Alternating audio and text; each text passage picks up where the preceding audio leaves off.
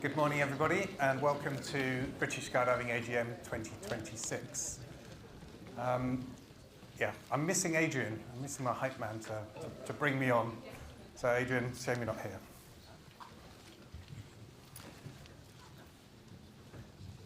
So, for those who do not know me, my name is Craig Poxon. I'm the interim chair of council this year. If I'd known this picture was going to be used a bit more, I wish I'd made a bit more effort. As any of you who've been to this presentation before, I love my stats. But including them has had a tendency to make the presentation overrun, and I'd probably lose a few people. So I'm going to skip on the stats this year, but hopefully everybody has seen the review that got emailed out.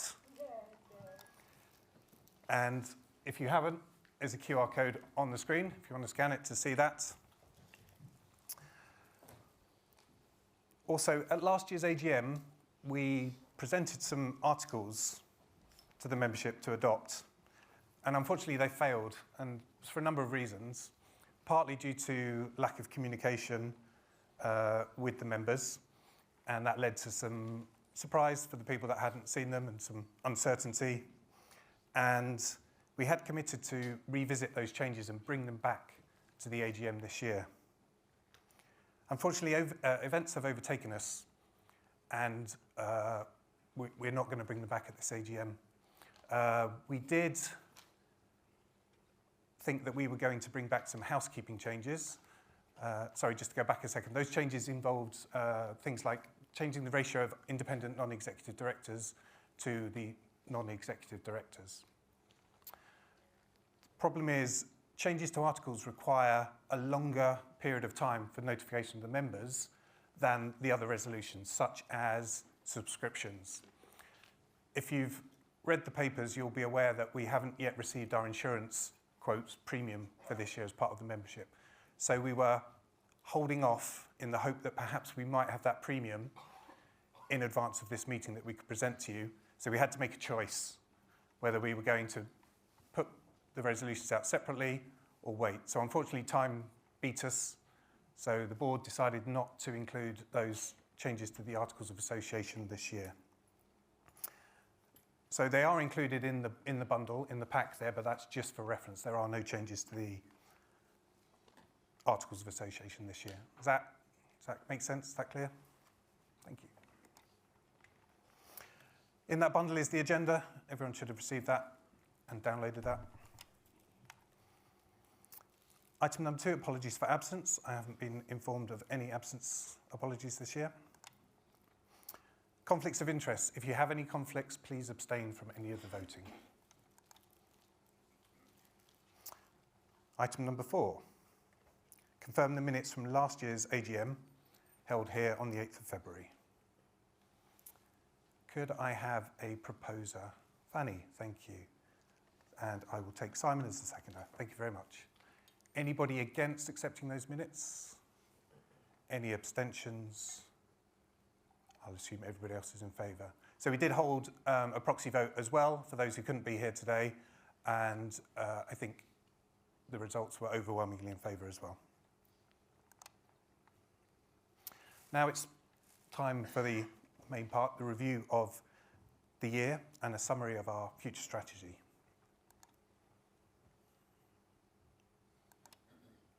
Firstly, I'd like to take a moment to remember those members and ex-members who have passed away in the last year.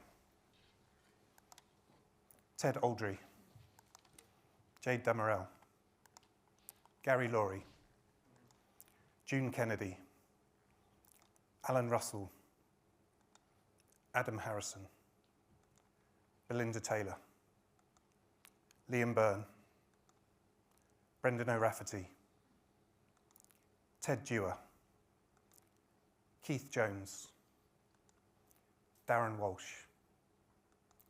Mick Lazell, and Davy Jones. Please, if you're able, stand for 1 minute, for a minute's silence while we remember those members who are no longer with us.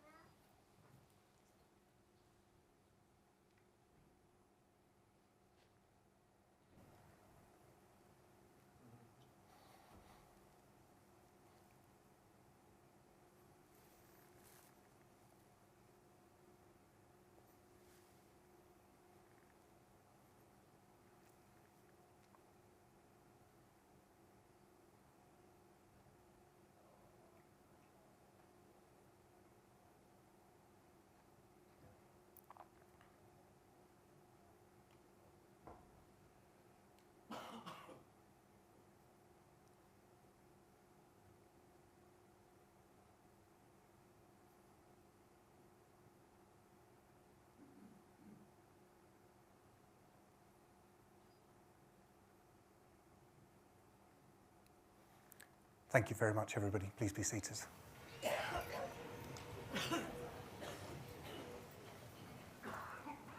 I've said it before, and I'll say it again. It's okay to not be okay.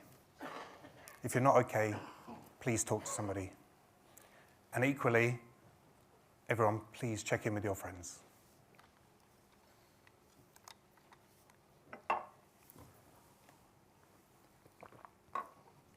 Now on to some highlights of the year. A pretty big thing happened this year. The 104 CF record. It broke the record set way back in 2007, the 100-way set back then. One of the participants back then in 2007 was Taz Causa, who our Experienced Skydiver of the Year award is named after, and they've finally broken the record. There were a number of Brits on the record: Spotty Bowles, Max Holmes, Roy Little, Marcus King, Josh Carrott, Simon Perry, Peter Hughes, Kaylee Garbett, and the alternates Helen Williams, Charlie Wakeham, and Sam Haste. A 111-way attempt was made, which only built to 106-way, so that didn't complete. That's not the official record, but the 104-way is. Thanks to a change in the rules at the International Skydiving Commission last year, alternates and camera personnel are now also included in the record. Representing our members to the ISC to effect such changes is one of the many things that British Skydiving does on behalf of its members. Spurred on by their success, Airspace Invaders are organising an attempt to beat the 24 stack set by the Royal Marines back in 1986. They're aiming for a 25+ way diamond. I think they're having 3 training weekends over successive months this year, followed by record attempts in August and September. And I think everyone will join me in wishing them good luck in their attempts. Marcus might be a cool world record-breaking crew dog, but has he ever told you about round 1 at his first world meet in Banja Luka, 2014? Round 1, in first time he was exiting from a right-hand door of an aircraft.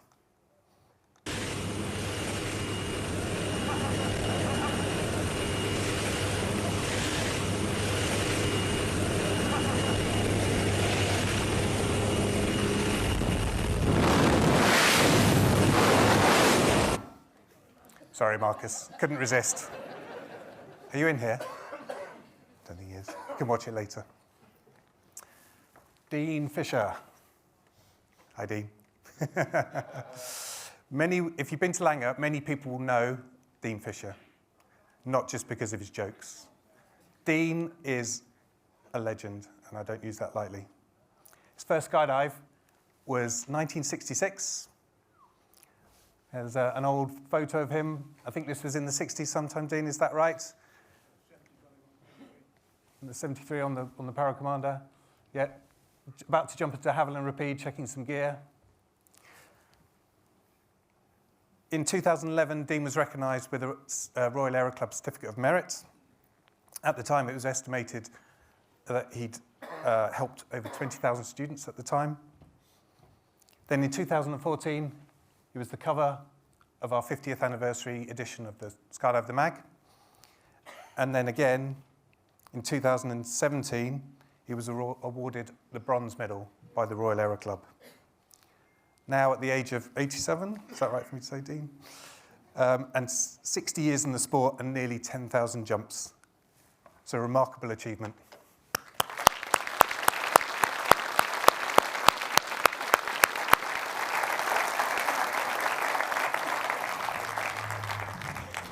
Look at that. 60 years. Yeah. Fantastic. What a treat this is going to be. Oh, I hope so.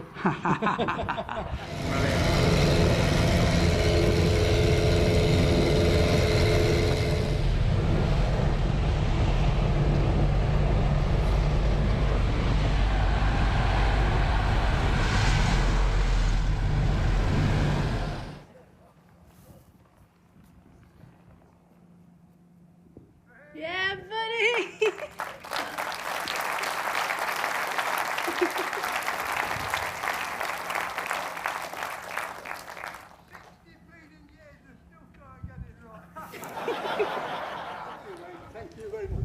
Congratulations, 60 years. Thank you. Well done.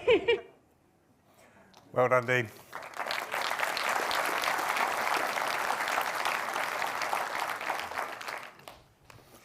This year has seen many medals won by our members at European level.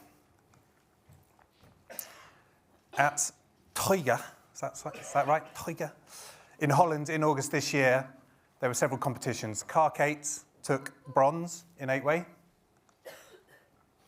Omni Free Fly took bronze in the European level and came a strong fourth at in the World Cup.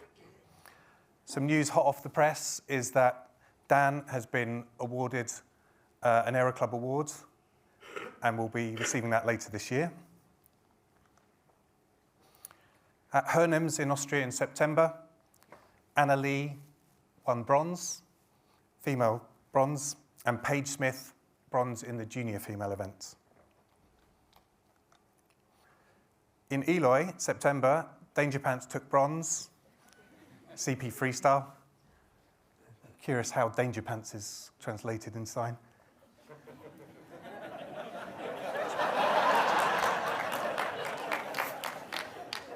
Thank you, I'll try and remember that. And along with Joe Mann, they took the combined team category with silver. Sorry, I forgot to mention you guys in my EPC review. So a round of applause for all of our medal winners this year.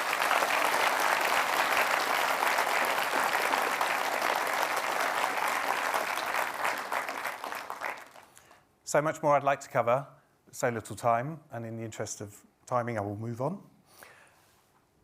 I'd like to say thank you and goodbye to those who've left the association this year. Kev Dynan, Safety and Training Officer, Helen Lucas, Competition Secretary, Kelly Hempsall, Finance Assistant, Paul Smith, Compliance Officer, and Ollie Biddles, Head of Marketing and Communications. Also, some directors this year. Alex Potter left the board earlier in the year due to other commitments. Tom Roth decided not to stand for re-election this year. Michael Broadbent and Alex Mercer did stand again for election this year, but unfortunately they were not successful. They'll all be missed. Being a director is a difficult and thankless task, but I really appreciate everyone's efforts, so thank you.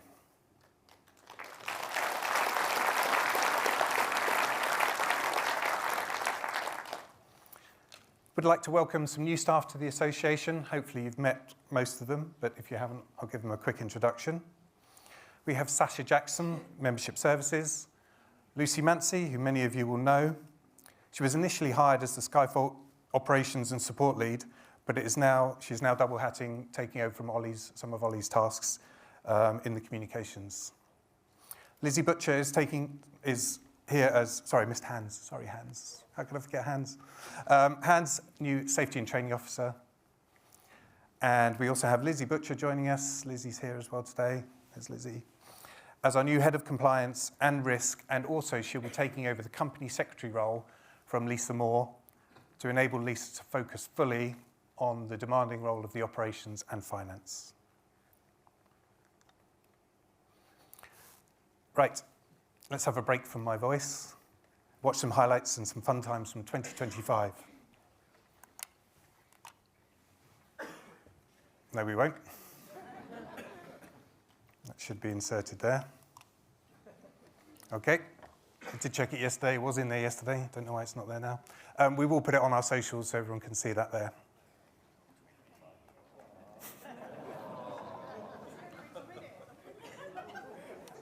Only reason you're here? Sorry. What I will say is there's a lot of Langer footage in there, there's a lot of Netheravon footage in there, and there's a lot of wingsuit footage in there, which is good. Because that was going to be a surprise. That's what I'm all about, spoiling surprises. That's my job.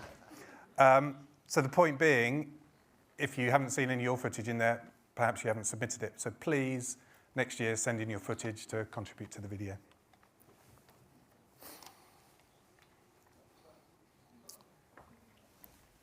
So that's my review. The next part of agenda item number 5 is to give a summary of the Council's future strategy. You might remember excuse me, you might remember our current plan runs from 2023 to 2027. We had a midpoint review this year, facilitated by Director Michael Brodbin. Thank you, Michael, for doing the work on that. And I think it's fair to say the results were mixed. It's been challenging for new board members and staff alike to embrace a strategy to which they did not contribute. And with another significant change in the makeup of the board this year, combined with the results of the review, it may be reassessed this year. So I'm not going to dwell too much on the strategy, but I do want to talk a little bit about the future. Those who've read my review will know I've referred in there to the elephant in the room. We've been somewhat distracted from our efforts to implement our strategy this year by the risk that a PTO is intending to obtain their parachuting permission directly from the CAA and not re-affiliate with British Skydiving. This would have a fundamental impact on the association and the sport in the UK, both culturally and not to mention financially.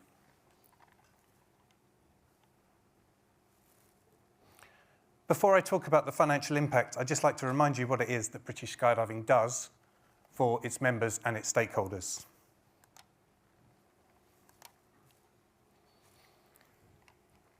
We regulate, approving and auditing of affiliated PTOs.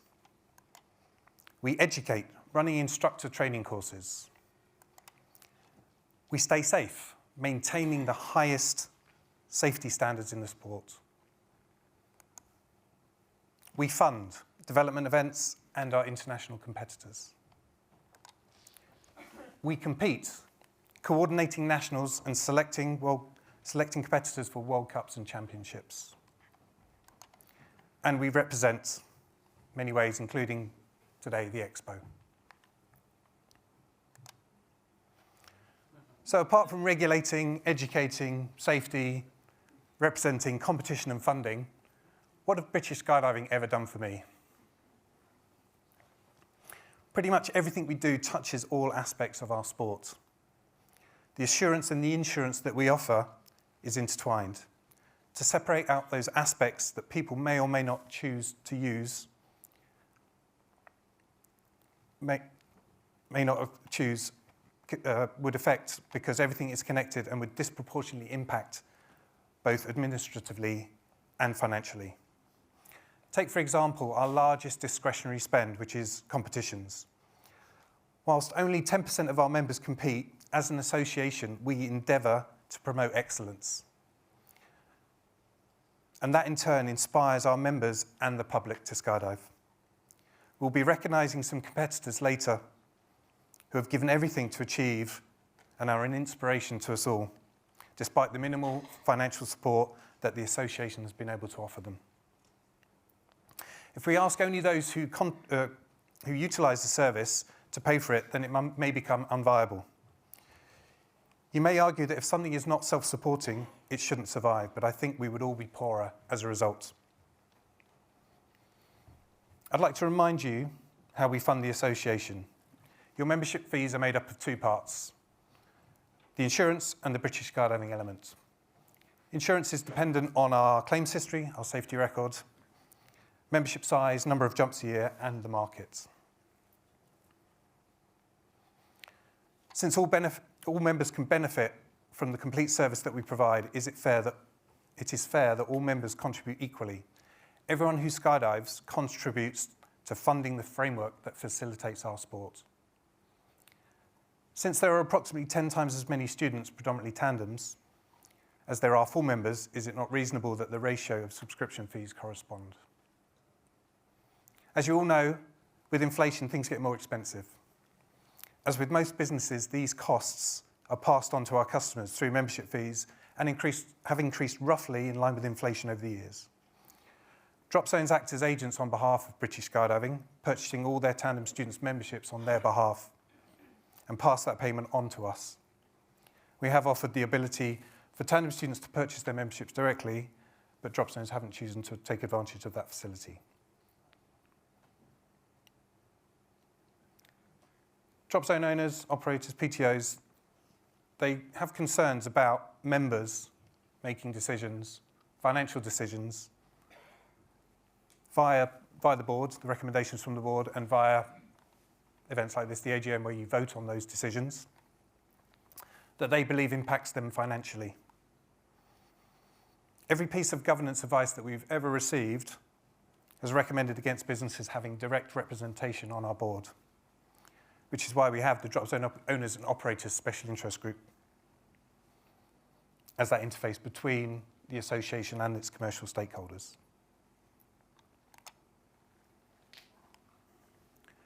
Going to try something a bit different this year. I'm sure British Skydiving eventually catching up with a 10-year-old technology. I'm sure everyone's familiar with Slido at conferences where you can ask questions. There's a QR code up there. I've been cheap this year. I'm trying to save the members' money. So this is the free version that we've got. So it's limited to 100 people. So please don't all jump on at once unless you do have a burning question. I will be showing the QR code later on. Just an alternate way to ask some questions rather than raising your hands. I'm going to ask Tony, reminder to keep an eye on it so that you can bring any questions to my attention. Because it's the free version,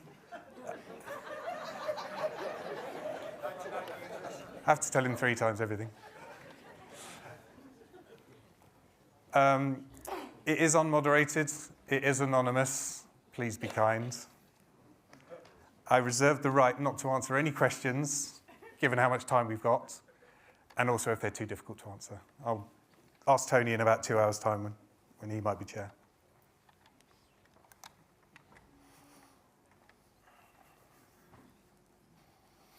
I'd like to show some graphs how costs have changed within the association over the years. I said I wasn't going to do any stats. Sorry, not sorry. Couldn't resist. The graph shows the percentage change year on year. Sorry, my units are incorrect on the left-hand side. It's a percentage, so where it says 0.2, that's 20%. Looking at the membership subscription, we can see a large spike in the insurance element. I do have a pointer. Does anyone need a pointer? Shows how shaky my hand is. 2007. This was the year when we came to the AGM without a quote from our brokers, much like we find ourselves now. Back then, we had to ask the members to trust the board and the association to get the best deal that we could for the members. Back then, the best deal that we could get was a 20% increase in our insurance costs.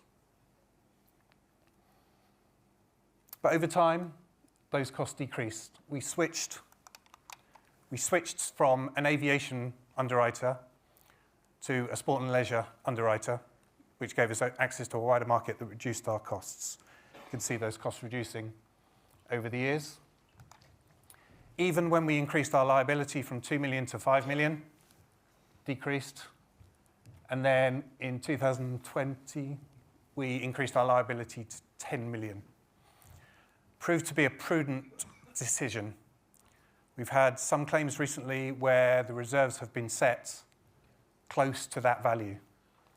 Fortunately, they didn't resolve. They came out less than that, and the liability was split between different parties, but it still shows the value in having a liability at that level.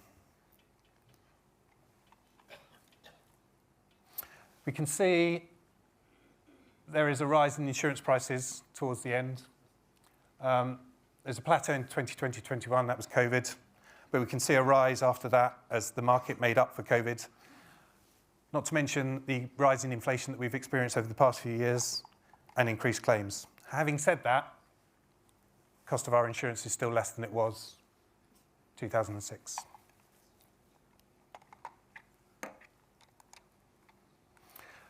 Looking at the membership element, this is for provisional memberships for our students, for our tandems.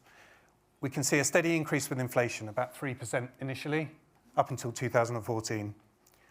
2014 was a boom time for the association, approximately 65,000 tandems, 6,500 members. As a third sector, not-for-profit sporting national governing body, we don't make profits or losses, rather surplus and deficit. The board felt at the time that our surplus was excessive, So we froze the membership element, and then we even decreased it for a couple of years after that, before we had to start increasing it again so that we wouldn't lag inflation as growth slowed and then reversed. Then came COVID, followed by the post-COVID recovery and the cost of living crisis.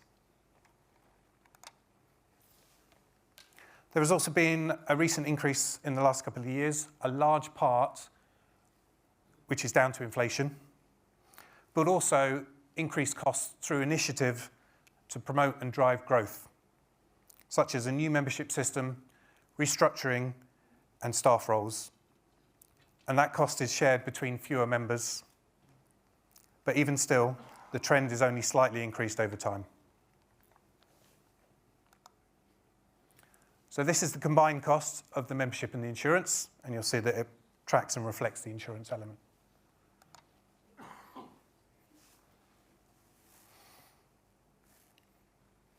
Now I'd like to take a look. Now I'd like to take a look at the cost of a tandem at Drop Zone X, I will call them. I should caveat that by saying that this is the most expensive jump, i.e. a single person, no group discounts, at a peak time, the weekend. I have no insight into how the Drop Zone runs their business and how they might make savings in other areas of operations, such as they do now, clubbing together to group purchase insurance for aircraft, similar to how we do with our insurance for our members. We use the group power, the buying power of a large membership to obtain the best deal, and perhaps hedging on fuel prices and such things. But you'll see the Drop Zone didn't increase the price of a tandem for 13 years.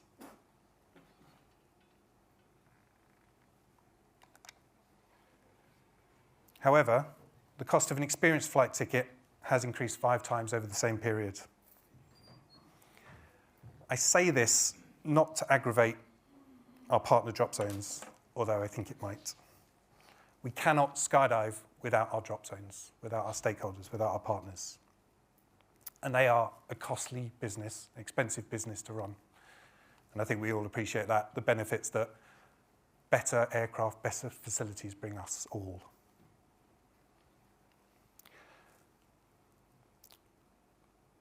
But this highlights the quandary the board faces when trying to balance the commercial and the sporting aspects of the association.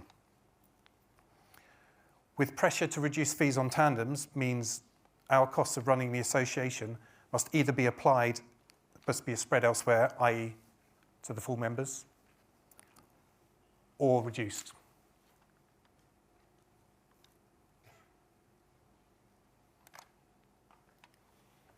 Okay, that's the end of the graphs.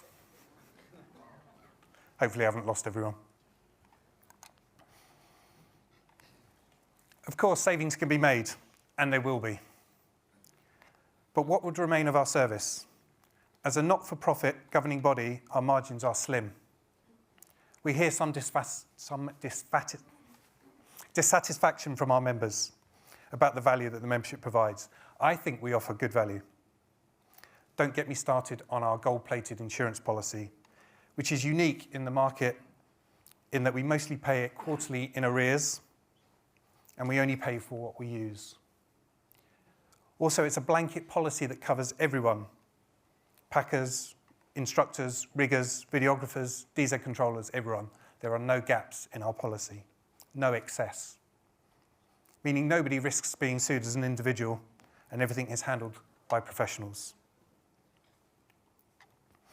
Economising our offering could dissuade members from rejoining the association, leading to a vicious circle of decline, and our membership is already shrinking.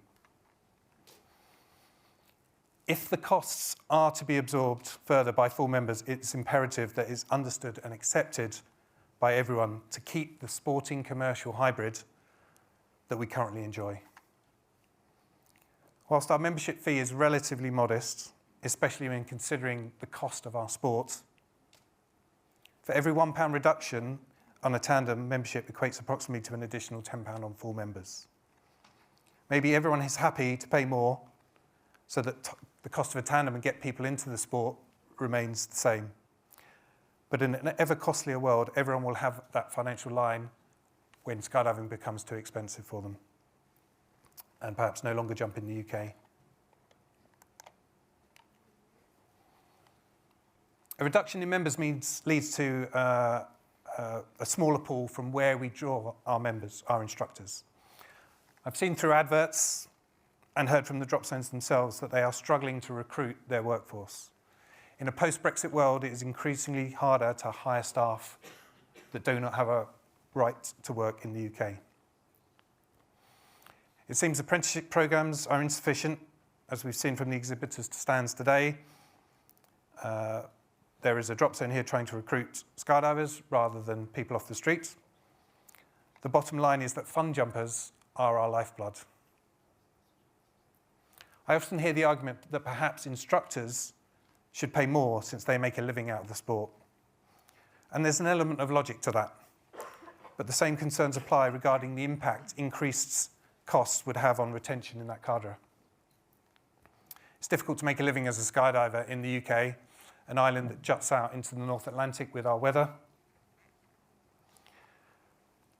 And I've often wondered what the ratio of the full-time instructors in this country are to the part-timers. My suspicion is that the majority are part-time. And it seems to me disincentivizing those people to instruct through a higher cost might not be prudent. We're also seeing, if you've seen the review, the number of instructors declining over the year. Ryan gave an interesting talk to the drop zone operators meeting yesterday, examining the decline of instructors in the UK. Are they an endangered species? Perhaps they are.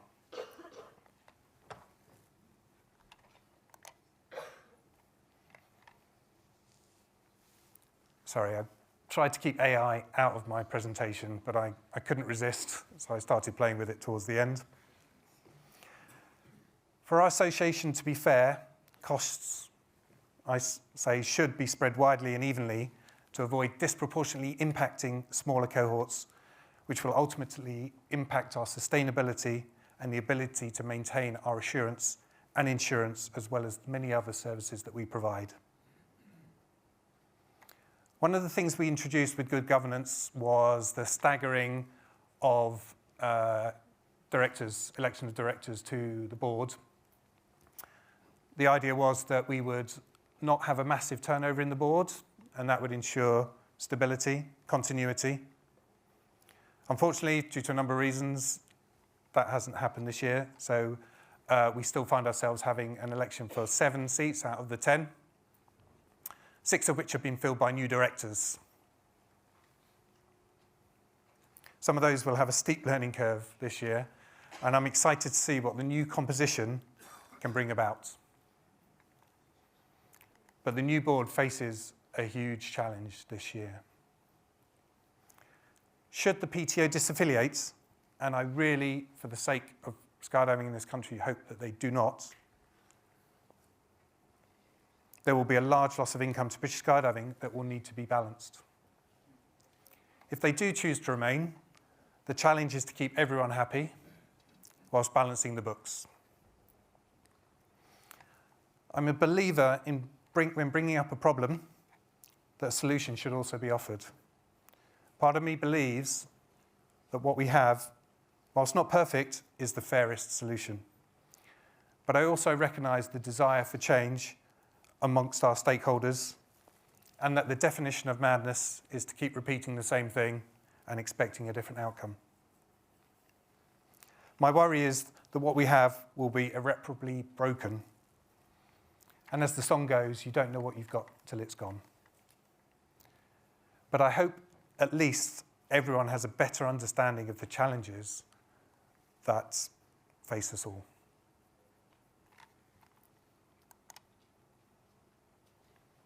Sorry, more AI. This year is the 65th anniversary of British skydiving. No jokes about retirement, please. A while back, the board decided we wouldn't make a fuss at this event, partly because we wanted to wait for a more significant number, partly due to cost, and we are, as I said, trying to look at saving money. I wonder what the association will look like on our 70th birthday.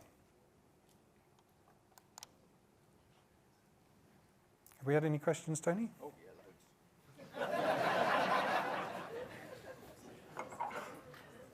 Do you want to choose them, or do you want me to just throw some out? You, please. What is the situation with bringing back the mag? Most people don't bother with the online version. It's a very good question. So, did everyone hear that? What is the situation with the magazine? Most people don't bother with the online version. What was it? Will the paper version be brought back? Yeah. It's a great question. It's one we hear. It's a very popular one. It is heard. We do appreciate that. I've just spent 10 minutes describing the difficulty we face as an association and the services that we offer our members whilst facing pressures, external pressures to reduce our prices. That's the point here. You know, everything's costs, everything's expensive. That doesn't mean we shouldn't do it. We can't do it. But we have to balance that with the challenges that we receive financially. I think we do recognise that, we definitely do, that the membership aren't satisfied with the offering that we got. I know Rob is. It is one of the things, we got challenged yesterday, for keep using this phrase, that we'll look at this year. It is constantly considered. As I said, we do appreciate that the membership feel the loss. I will remind people that when we switched from paper to digital, we did survey the membership, and I think the majority, it's always mixed. Quite a few people didn't want a paper magazine. They saw it as an expense. They didn't read that either. So, you know, you ask an opinion, you'll get two different versions. It's just that the people who want to keep the mag are probably more vocal than the ones that didn't. But I think we all appreciate the benefit the paper magazine had, but times move on. We will be looking at it again.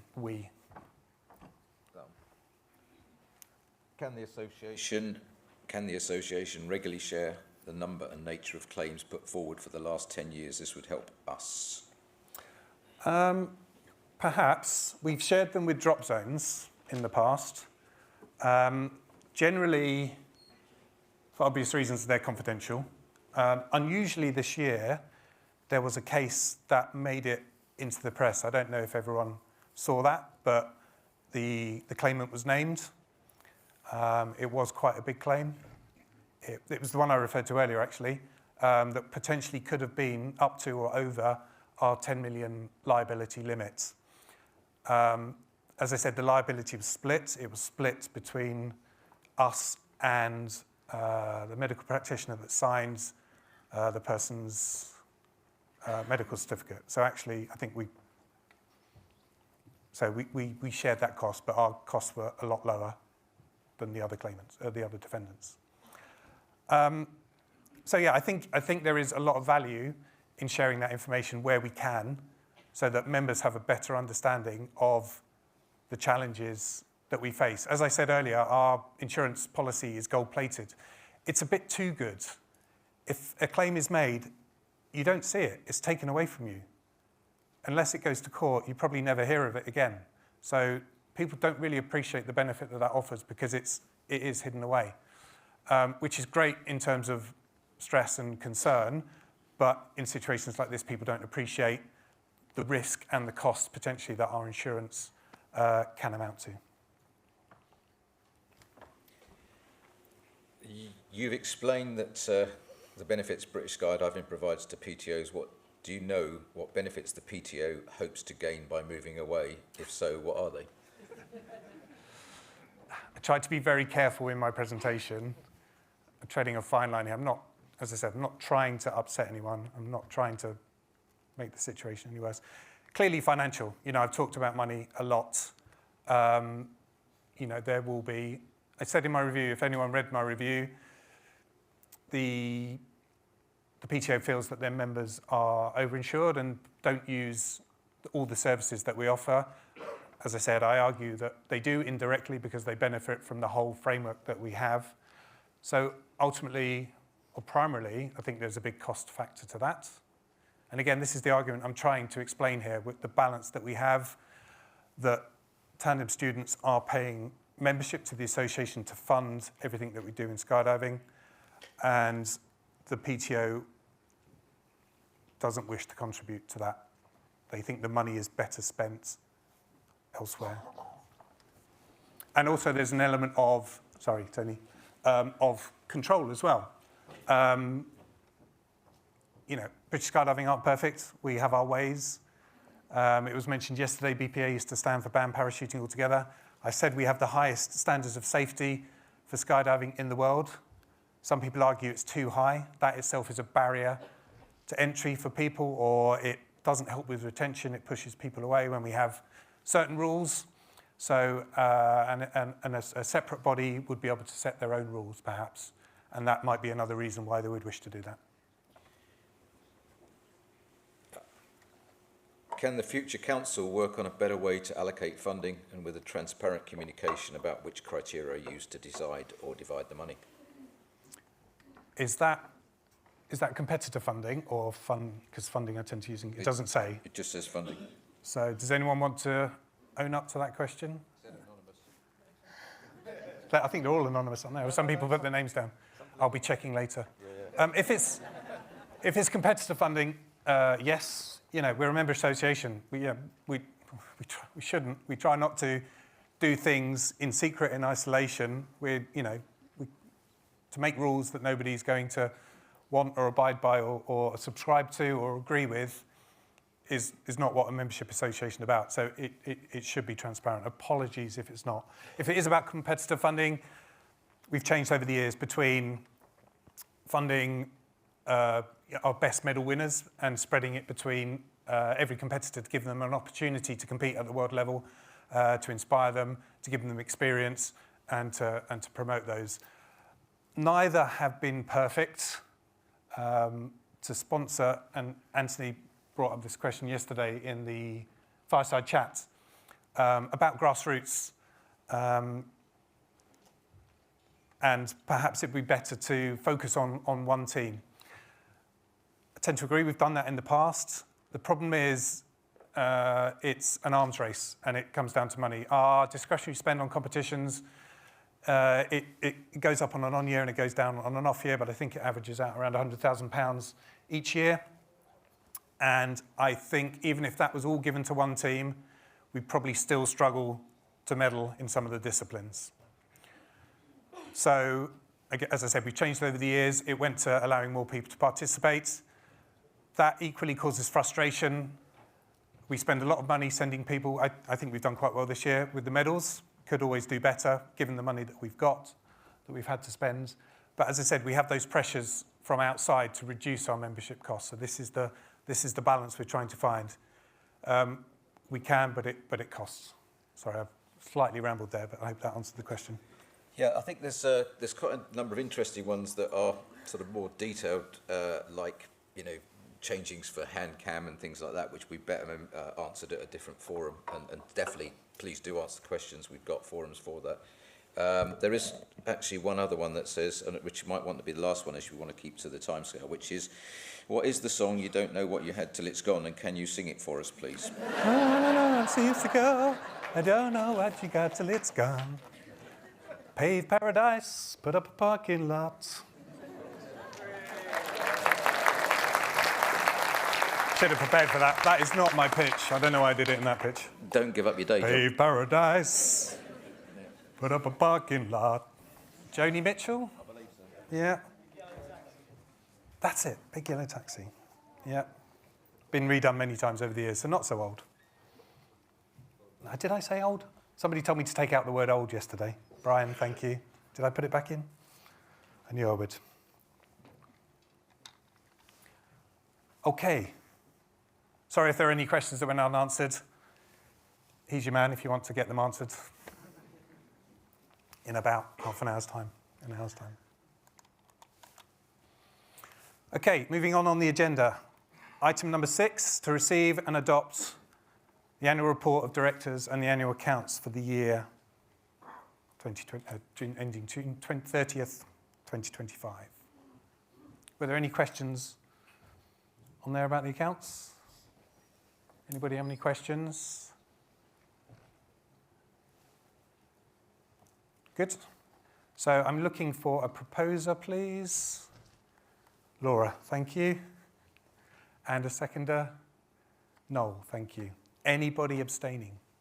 Anybody against? It's carried, thank you. To confirm the reappointment of the auditors and to authorise the council to fix their remuneration for the ensuing financial year.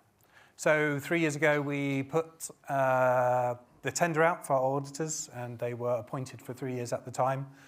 We're going back to a 1 year cycle for now. Gives us the flexibility to seek alternatives if need be. But we ask the members to give the board the authority to fix those. Any questions? Can I have a proposer?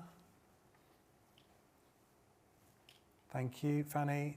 Is that Michael? Seconder, thank you. Any against? Sorry, any abstentions? Any against? Carried, thank you. Item number 8, set subscriptions payable for the coming year. I think on the agenda, I can't remember who it says, me, treasurer, but I'm going to hand over to Rob to introduce and to talk about this piece so I can have a break. Thank you, Rob. Good morning. Wonderful to see so many of you here today. It's a testament of your commitment to shape British skydiving going forwards. In the 30 years or so I've been working in national governing bodies, I've never seen so many members represented at an AGM. So I kind of applaud your attendance here today. There's 3 or 4 points I want to be clear with you. One is just to provide a bit of a context of how it came about to this proposal. One is to provide a little bit more detail on why we have not been able to get an insurance figure. One is just to introduce some of the changes and the introduction of some new membership categories, and then a little bit of rationale to why we have the modest increase of 4% this year. So earlier on, or back end of last year, a little task force was set up to look at our membership offer for newcomers and for full members and our students. So a little group, as a number of directors and myself, a lot of consultation through drop zones, came to a point where we needed to have a little bit of a change in some of the items. So this is what we've got here today.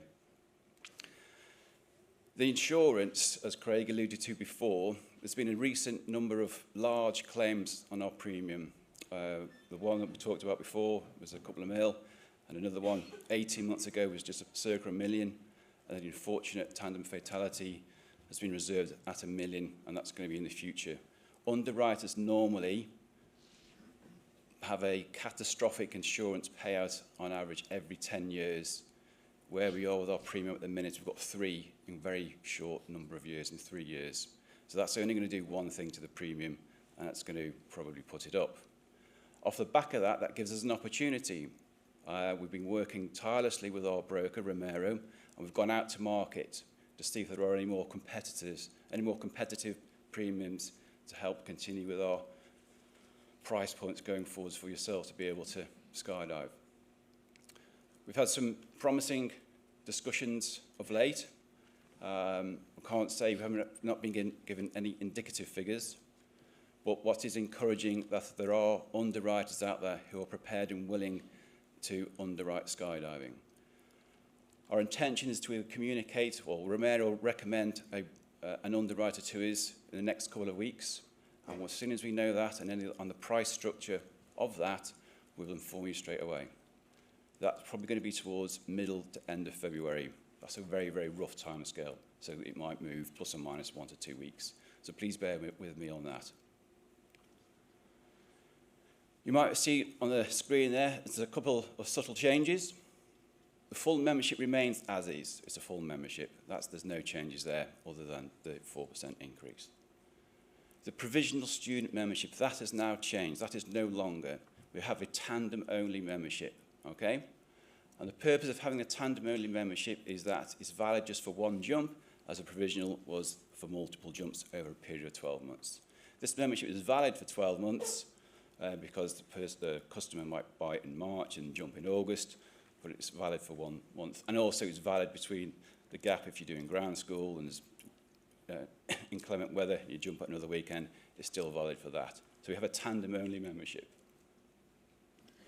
We've introduced a new student membership. That's for those students doing CAT systems and AFF. We recognise we want to try and remove as many barriers to entry into the sport. And with this new structure here, we're looking to reduce the amount of money it is for a student to start on one of those courses. The student membership is valid for those students who are progressing from level 1 to level 3. And that's pitched at the same price point as a tandem. Once they've got to level 3 and beyond, level 4 and beyond, then they will upgrade to become full members. We want to make the journey for that student to be as seamless as it possibly can, rather than having to buy multiple temporaries if the weather's bad. It's a very straightforward journey to become a full member. The temporary membership has had the largest kind of increase, and that's gone up to £35. This is positioned or price point to be competitive with the European partners. Don't really do much business through temporary memberships, but we want to align it to our other partners in Europe. All of these new and current membership categories had a 4% increase. That's kind of in line with inflation. It's a modest increase. I recognise not everybody would want an increase. I get that. But with the rising costs, as Craig alluded to before, we need to still keep progressing and keep in line with inflation.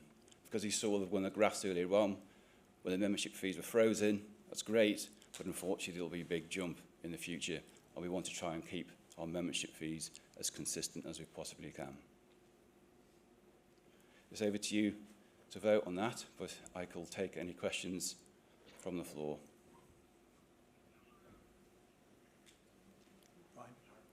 Morning.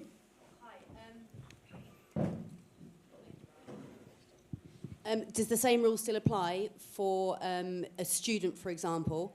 Can a student jump on temporary membership but not upgrade to an A licence until they've got full membership? Does that rule still apply? And if so, is a temporary membership, can that be upgraded to a full membership, or is it full payment in addition to the temporary membership? We're very prescriptive that students will only be able to take out student memberships. A student won't be jumping on a temp membership. Got you. Thank you.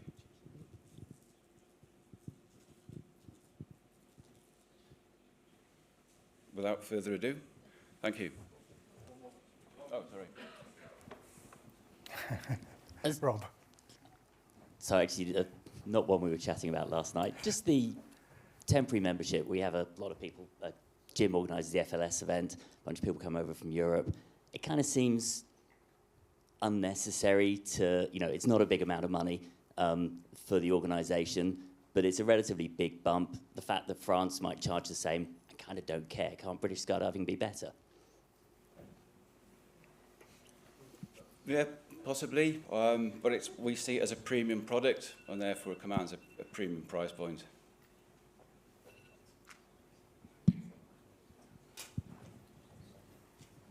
Anne.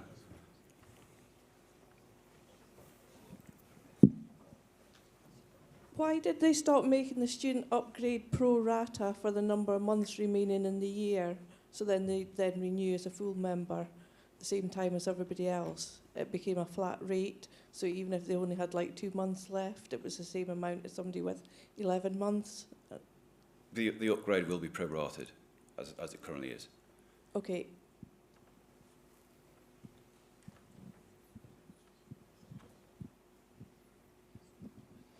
Probably didn't consider, but we have a lot of people from Ireland coming to the Skydive Ireland in the north to jump, and for them it's usually temporary membership they pay.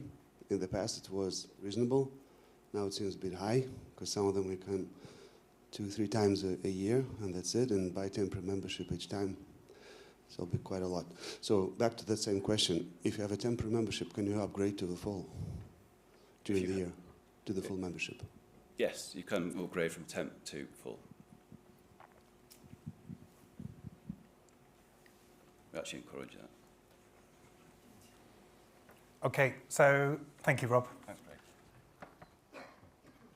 So again, I think the questions highlight what I've just talked about, the challenge that we face balancing our service versus our costs. And everybody wants things to be cheaper, everybody wants more services. We're asked to be more commercial, we're asked to apportion things differently. Temporary membership is one of the areas where we've made a change to try and achieve some of those demands. There are some practical aspects of it as well, in terms of them being used for other reasons that it wasn't initially designed for, to make it clearer, to make it easier, to make the administration better, and to make analysis of that progress through the system easier for us as well. The temporary memberships do have a disproportionate amount of administration compared to some of the other memberships because of the short term. Whilst they don't have as many services, they still require extra work. So this is a way of trying to balance that challenge of those costs and apportioning them where perhaps might be more appropriate. So they're all good questions, but as I said, they highlight the challenge we face trying to balance those challenges. So I need to call a vote on this. As I said, we have had online proxy voting. As I said earlier, the majority for the other resolutions were in favour. The proxy votes for this one were also majority in favour, perhaps not quite so much as some of the other resolutions, but significantly. So I would ask, is there a proposer for these changes, please?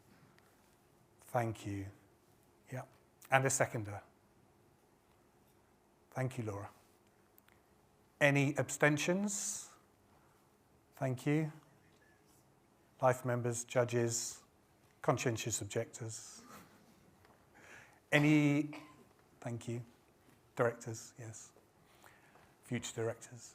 Anybody against? 1, 2, 3, 4, 5, 6, 7. Okay, a few, thank you, noted.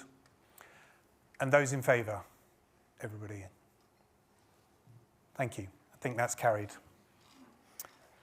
One thing I did forget to mention is we did brief our PTOs on these changes.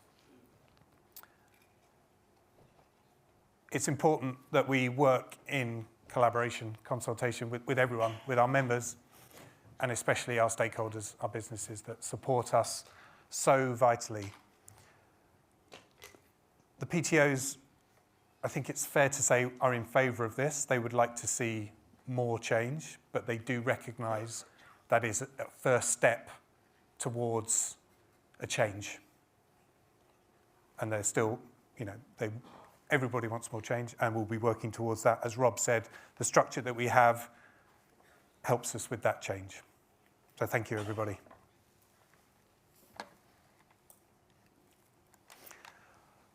Agenda item number 9, to receive the results of the election for the board non-executive directors. Congratulations and welcome to our new board members, Noel Purcell, Josh Carrotts, Gareth Thomas, Hannah Williams and Chris Chang. And also congratulations to our existing incumbent directors who were also re-elected, Mary Barrett and Fanny Grondon.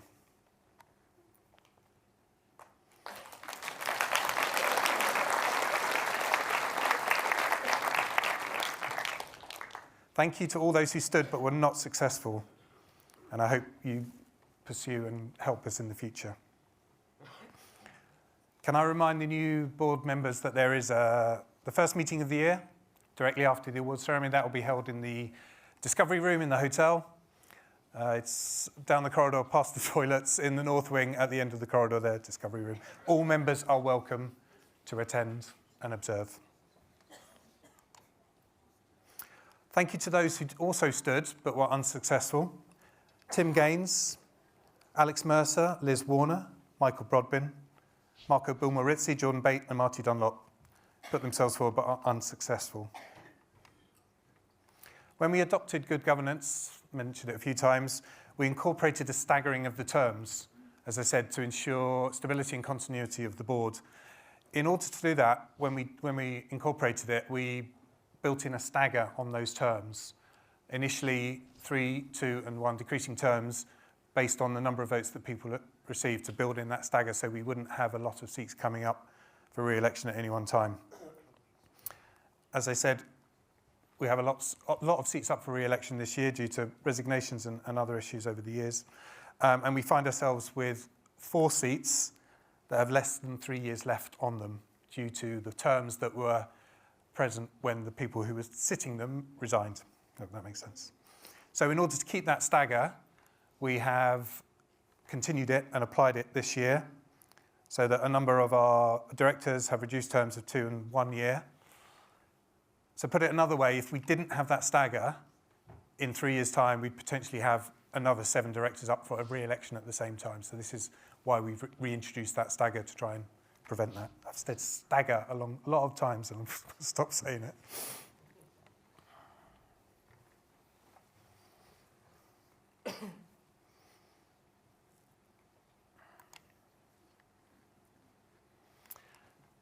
Almost done.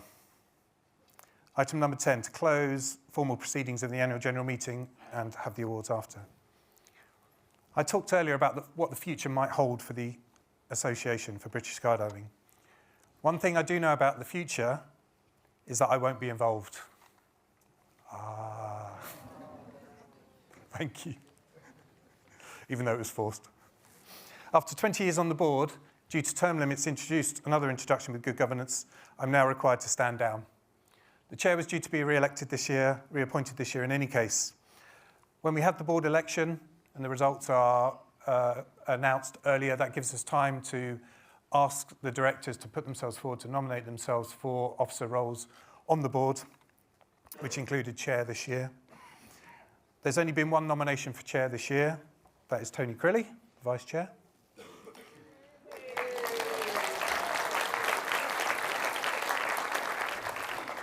And in the inaugural meeting following this, the board will decide whether to accept his nomination or not.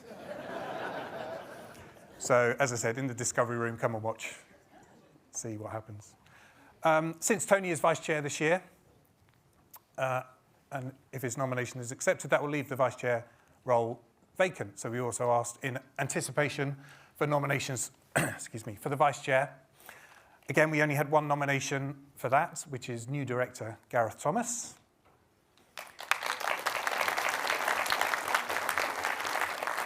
And that will also be voted on, approved at the inaugural meeting. Being on the board has been a huge part of my life. Sadly, weirdly, as much as the skydiving aspect, slightly embarrassed to say.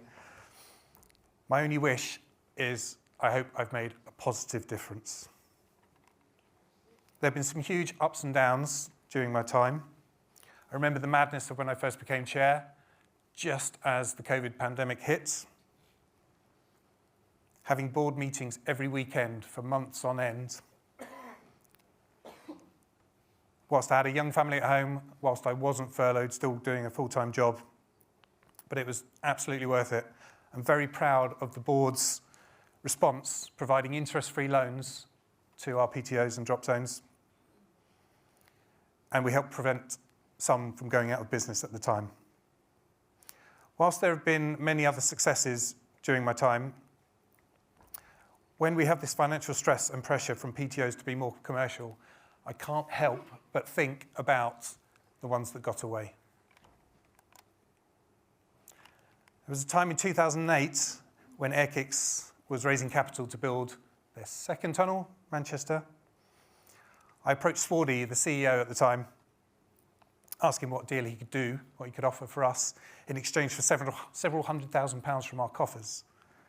I was surprised when Swardy came back with actually quite a good offer, which included discounts for our members and free tunnel time for our international competitors to train. Sadly, the board at the time rejected the offer. Wind tunnels were seen, I think it's less now, there's competition to the drop zones. And it was felt it wouldn't be right for us as an association to undermine our stakeholders. So again, harking back to the point I've been making, sorry if I'm labouring it too much, the challenge, the balance that we find as a membership association, asking to be more commercial, find money from other places while still respecting the commercial aspect of the sport. At the time, I'd only been back on the board for about a year, and I don't think my lobbying skills were as sharp as they became. Several years later, iFly was taken back into private ownership. All the shares were bought back. So, and we would have got our money back and then some. Shoulda, woulda, coulda.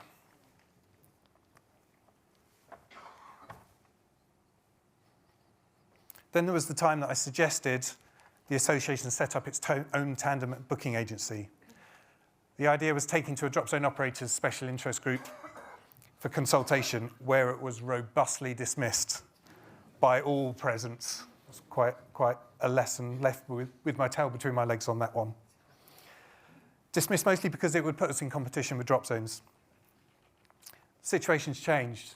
You know, I think drop zones, I was talking to one drop zone operator yesterday who told me they're advertising less because the benefit they see from it. And they're also some animosity between the agencies that are outside the sport, so the middlemen that are taking money from the sport for no benefit. And I think there's a change now that the drop zones would rather see the association making that money that we can use to offset some of our costs and put towards the association. So actually that suggestion is now coming back. So it just goes to show there's no such thing as bad idea. It's just the right time to present it. So hopefully we'll be pursuing that one in the future.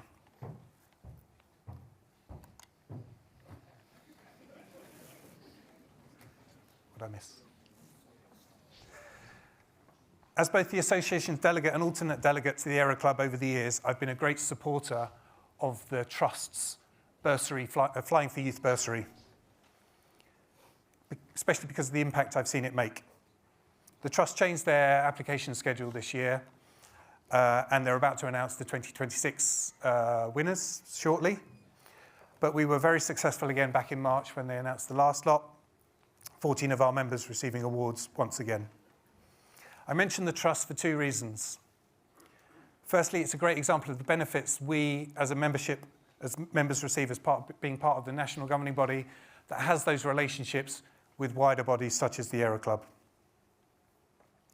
But also, skydiving has given so much to me over the years, I'd like to give something back. So it's my intention to set up my own bursary, modest bursary. And I'm hoping, I'm still in discussion with the Trust, but I'm hoping it will be under their umbrella. I don't think they're going to let me call it the Poxy Bursary, though. Almost done. I'd like to thank a few people that have made my experience on the board what it is, but there are too many to thank. A few of my previous colleagues up on the screen before. It's interesting to see how their hair changes over time. I reckon that I've worked with almost 80 directors in my 20 years on the board, including some legends like Lofty Thomas, Chris Allen, John Smythe, Dave Hickling, and Apples. I'd like to thank Martin Soulsby for the tremendous working relationship we had when he was on the board. I've only known Tony Crilly for just over a year, but we've had an equally productive, good working relationship. I think he's a huge asset to the board and the association. Good luck for the future, Tony.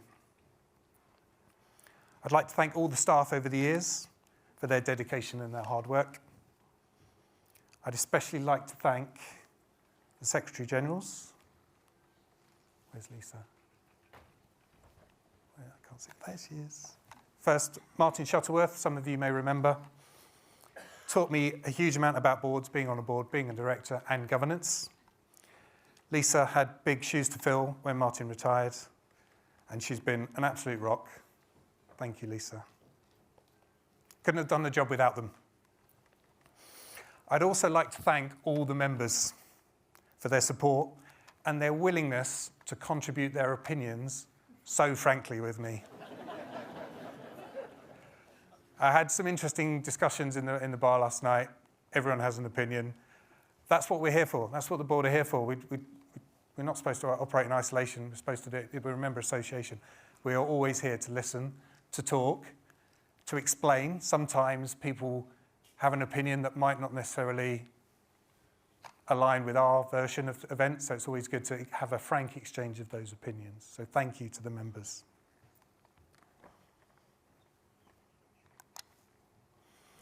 Finally, I'd like to thank my family for their support. It's not easy juggling a full-time job and a family along with a demanding non-executive director role. I couldn't have done it without their understanding. Unfortunately, my wife can't be here today because she's running around after the kids doing normal weekend activities, football, rugby, such things.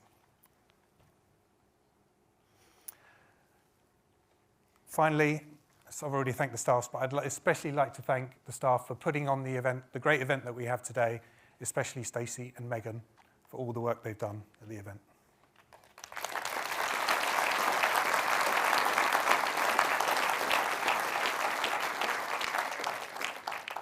And our sponsors.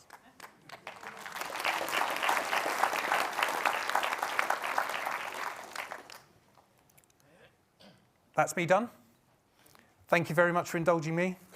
It has been an absolute honour to be on the board for the last 20 years. Thank you very much. I wish everyone success in the future. Thank you very much.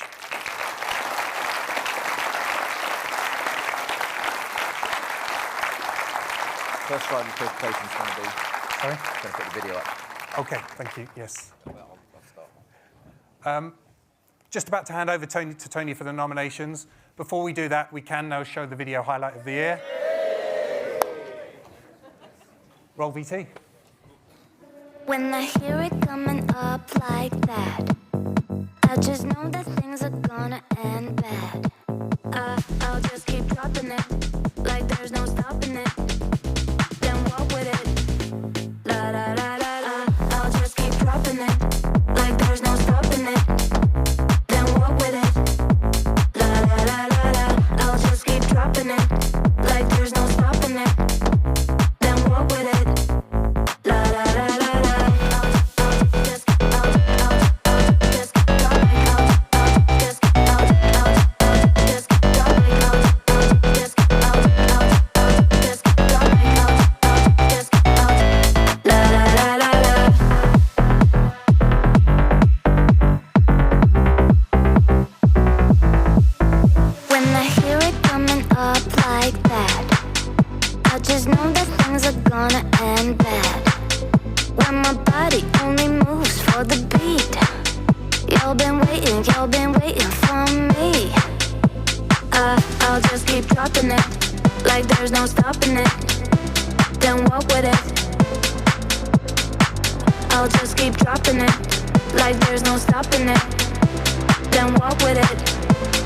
la la la la.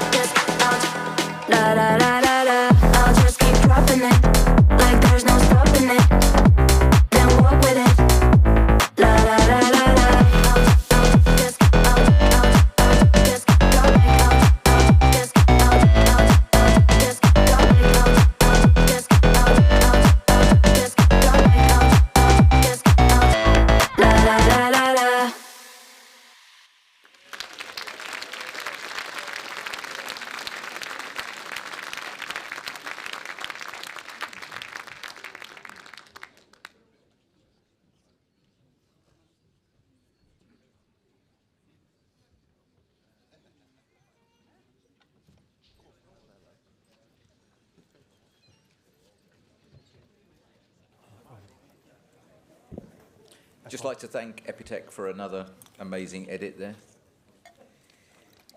So, it's my great pleasure to welcome you to this year's British Skydiving Awards ceremony. In addition to recognising the sporting achievements of our members, the AGM also gives us the chance to recognise people who serve British skydiving, often quietly over many years. As you've just heard, Craig will be standing down after more than 2 decades of dedicated service to British skydiving and the wider skydiving community. First elected in 2001 and returning in 2008, he's served continuously as a board member since then, having helped guide the organisation through some major changes of development and other periods during that period. He chaired the Development Committee from 2009 to 2019, served as Vice Chair from 2012 to 2019, chaired the board from 2020 to 2023, led the association through COVID, and then returned as Interim Chair in 2025.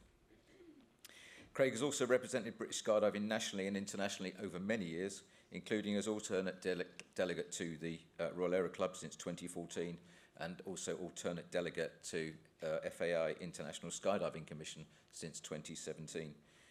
Craig has represented the UK at several FAA World Canopy Formation Championships, managed or led British teams at major world events, and completed more than 5,000 jumps. He's held instructional ratings since 2003 and took part in the 400-way world record in Thailand in 2006. This breadth of experience informs the balanced perspective he brings to the board. Craig, in recognition of your extraordinary dedication and this outstanding contribution, I'd like to present you with this recognition award along with life membership and to appoint you as an honorary Vice President of the association.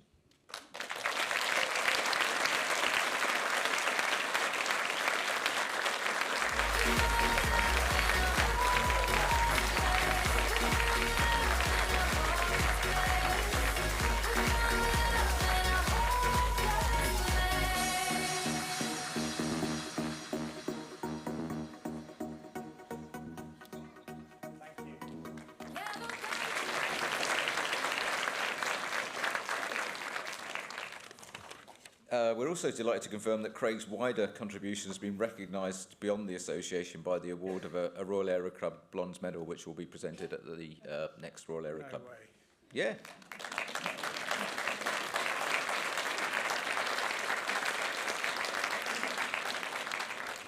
And finally, on behalf of British Skydiving, I'd also like to present you with something that recognises an exceptional and sustained contribution to the sport over an extended period of time. That award's the Jim Crocker Award for outstanding contribution to the sport. Clap along if you feel like a room without a roof. Clap along if you feel like happiness is the truth. Clap along if you know what happiness is to you.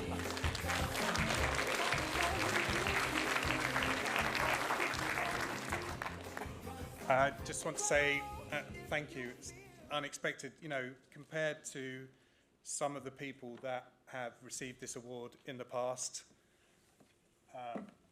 It's an absolute honour to receive this. I struggle to put myself in the same league as those people, and I really appreciate and thank you very much.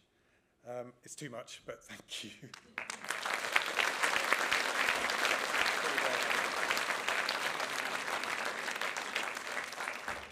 So we'll now move on to the British Skydiving membership.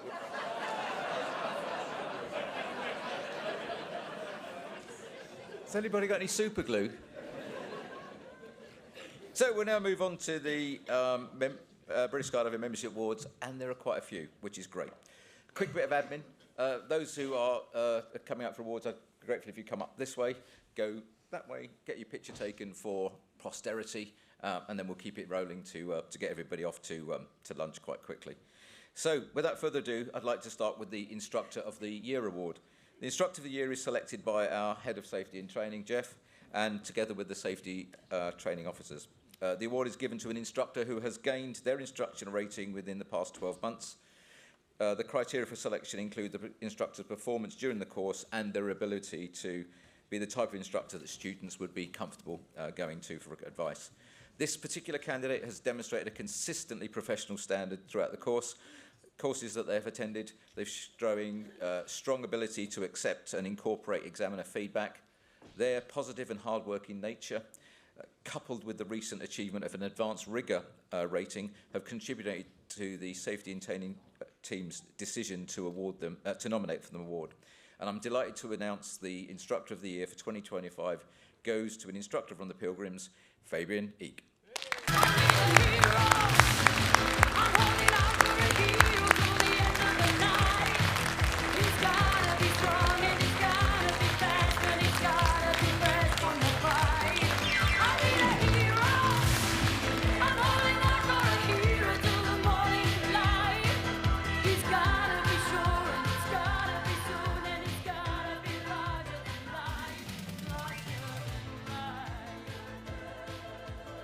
So, every year, chief instructors and advanced instructors are invited to nominate candidates for the Mike Forge Award for New Skydiver of the Year. Someone who is relatively new skydiver, who has progressed well during the last year and is also considered to be a valuable club member. This year's recipient gained their A licence at the start of 2025. They worked super hard to pass their levels and since then have become an important member of the skydiving community at their home DZ. The recipient is described as an incredibly inspiring individual, full of positivity, energy and dedication. Their hard work and recent achievements, such as competing in a rookie rumble and earning their B licence, highlight their commitment to the sport. With aspirations of becoming a tandem instructor, they demonstrate a remarkable drive to grow and contribute to the skydiving community. The Mike Forge Trophy for New Skydiver of the Year is awarded to Kay Meadows.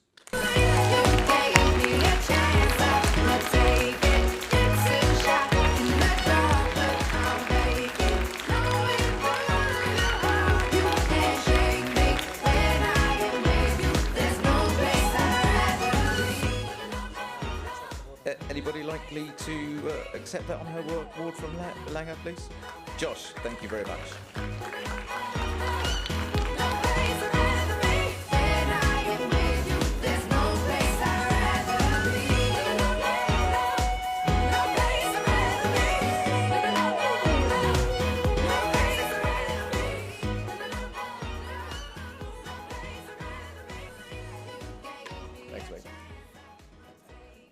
The Amanda Kenny Award 2025. This award is given to honour an individual or a group of individuals who go above and beyond the norm in support of competitions, competitors, judges and the technical advancement of their discipline in competition setting. This nomination recognises two outstanding individuals whose commitment to skydiving spans more than 6 decades each. Together, they exemplify commitment, fairness and mentorship. They don't just judge, they judge exceptionally well, with an excellent eye for detail. They're usually the first to help set up the equipment and the last to leave the drop zone after a long competition, ensuring everything is completed to the highest standard. They are always generous in sharing their vast knowledge. Their calm, professional manner and willingness to share their experience make them superb ambassadors for our sport. Their sustained contribution to accuracy competitions is truly deserving of recognition. And the Amanda Kenny Award is awarded to Bob King and Bob Hyatt.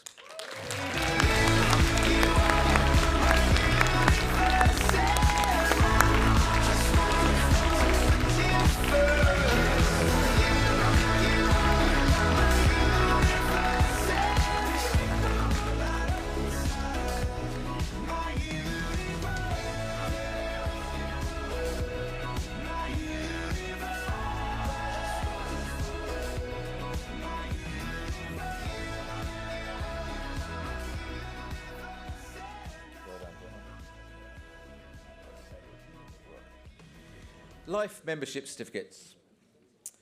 The next award recognises a team whose achievements have not only elevated British skydiving on the world stage, but also left a lasting legacy within the sport. NFTO's journey is one of extraordinary commitment, resilience and belief. Over many years, the team has demonstrated what can be achieved through relentless dedication, personal sacrifice and an unwavering commitment to excellence. To highlight a few aspects of their career.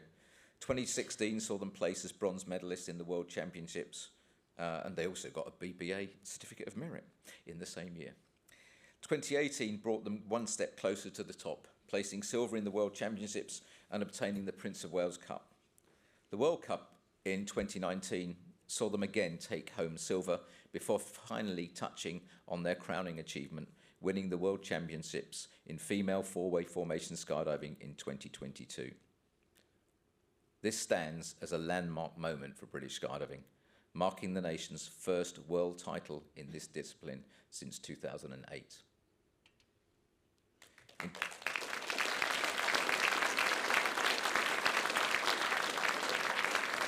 In 2025, NFTO was awarded the Royal Aero Club's prestigious Chairs Cup. NFTO's impact is far more than competition success. As elite athletes, coaches and role models, they have inspired countless skydivers, particularly women, to pursue their ambitions and to believe that success at the highest level is attainable. Their professionalism, teamwork and support for others embody the very best values of our sport. NFTO's story is also one of perseverance in the face of challenge. Through demanding training schedules, personal and financial sacrifice and moments of adversity, the team remained united, focused and driven by a shared purpose. Their success is a powerful reminder that world-class performance is not built only on talent, but on trust, resilience and an unshakable team bond. Today, we celebrate NFTO not just as world champions, but as ambassadors for skydiving, athletes who have strengthened the sport, inspired the next generation and set the standard which others will aspire to for years to come. Please join me now in congratulating NFTO on their outstanding achievements and their exceptional contribution to skydiving.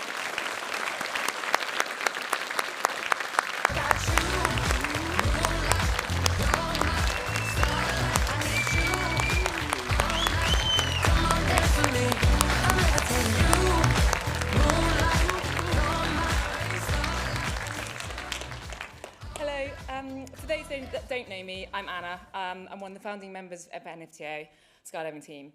For those who are unaware, NFTO stands for Not for the Ordinary, which is our original sponsor, NFTO Clothing Brand Company. We're no longer sponsored by the brand, but by the company, but we still love them, the name and the brand, so that's why we stuck with the name and our team brand. I'm delighted that British Skydiving has recognised the hard work and achievement of NFTO skydiving over the years, in particular winning the World Championships in 2022, for which these lifetime memberships are being awarded. Unfortunately, not all the team can be with me here today. Sean and Vanna are currently this weekend competing at the Wind Games in Imperial Brava indoor wind tunnel competition this weekend, and Simon's in the sky somewhere flying home from overseas.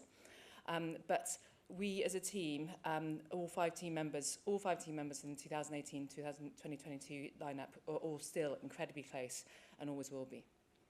NFTO has now been running for over a decade, and over that time, as Tony said, we've earned 10 FIA international medals and had the privilege of becoming world champions in 2022. We've had various team members over the past decade, and every single team member who's been part of this journey as team has been contributed to. It's an amazing, varied and challenging journey. Every block, every dirt dive, every tough debrief, every moment of belief when things felt just out of reach, it all mattered from all our teammates over the years. Winning the World Champs in 2022 might look from the outside an easy win, but trust me, it wasn't. It was an incredibly challenging year, from which came from huge sacrifice and unexpected tough challenges. Sacrifices in time, in money. For example, the team training budget in 2022 alone, the personal contribution from within the team members was £110,000. Yeah, £110,000 between us. That time away from loved ones, impacting individual careers. 550 team jumps in 1 year doesn't come easy. We faced a huge amount of stress, but we just had to keep going, keep the belief, keep ploughing our money into training and preparing, and hope it paid off, which it did. The NFTO 2022 lineup's values are professionalism, enjoyment, team dynamics, passion and dedication. We tried to live those values in the sky and on the ground, and then through the hard moments when we were tested the most. It was those values that glued the team together and helped us become world champions. But the result wasn't just built in 2022 alone. For some of us, it was a culmination of over 20 years of training, learning, failing, rebuilding, and slowly progressing to a level where winning the World Championships was even possible. As Tony said, the last time that British Skydiving team athlete won the World Championships was Team Bodyflight Storm, which was Claire Sparky Scott, Sarah Smith, Hannah Betts, Kate Stevens, and Gary Wainwright back in 2008. And they were my inspiration as a young skydiver, showing me that with a lot of hard work and sacrifice and dedication, that it was possible for British athletes to become world champions in skydiving. They inspired me to chase a world championships dream. I'm sure that there are young skydivers out there who are also wanting to push the boundaries and compete in whatever discipline that they choose. And I hope that NFTO can continue to be an excellent inspiration to others, to the next generation competitors, of what is possible if they're the commitment, the skill, the personality, the time, the support, the grit is there. Thank you to everyone who supported NFTO skydiving along the way, our coaches, our loved ones, and the wider skydiving community. None of this happens in isolation without the support of others. The future of NFTO is not quite clear. Last year in 2025, NFTO competed at the Indoor World Championships in the Open, i.e. the mixed gender category. We were delighted to finish 5th behind the 3 full-time professional teams. And we also won the British Indoor Nationals in November. But the outdoor presence on the world stage is unclear, as some members have unfortunately lost the love of competing for GB. However, we are mostly still competing in various guises, which is great. And the NFTO spirit, strength and bond always lives on. I'm very glad for the recognition by British Skydiving our World Championships win. To have that achievement acknowledged by British Skydiving means a huge amount to the team members. I'll finish with the words that stayed with us throughout the 2022 great journey for us. One team, one dream. Thank you.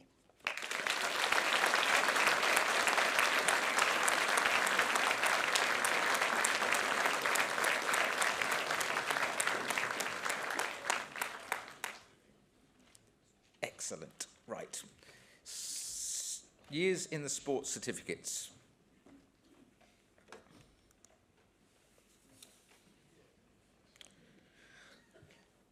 This recipient completed his first jump on the 9th of January 1966.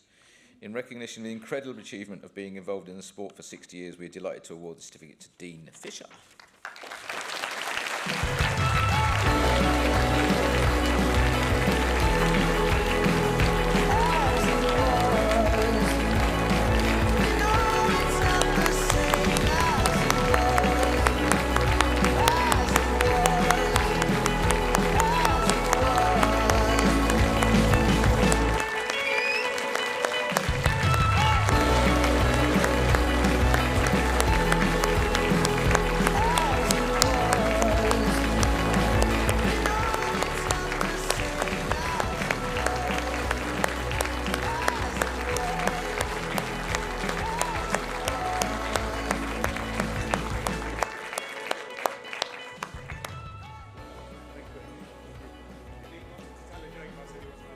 No, I didn't.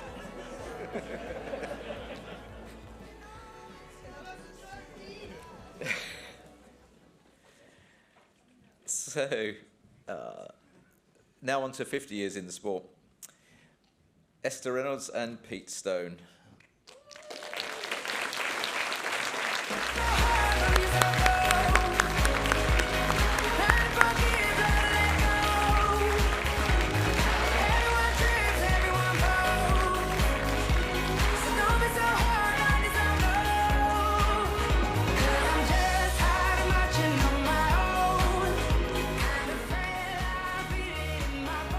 Esther started skydiving in 26th of April 1975 and Pete Stone 25th of May 1975 as a bit of info.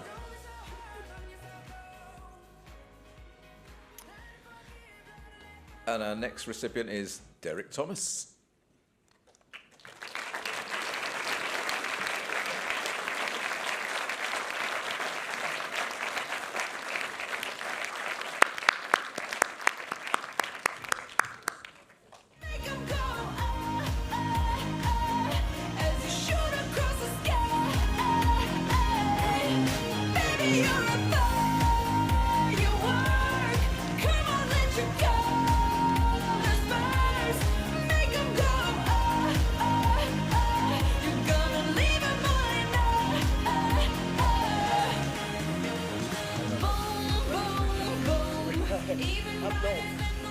Apparently he did his first jump up north in Grindale on the 4th of June 75. Oh, okay. Next is, again, 50 years in the sport, Les Carroll and Dave Major.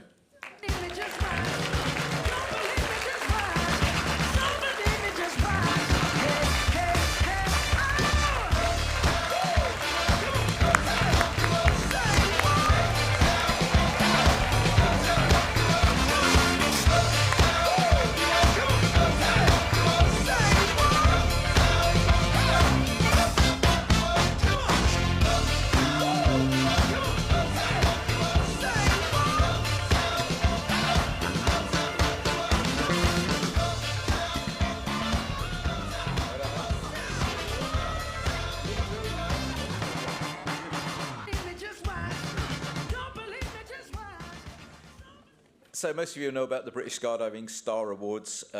We know there are many examples of fantastic service that members receive within our sport, and we believe in shining a light on that.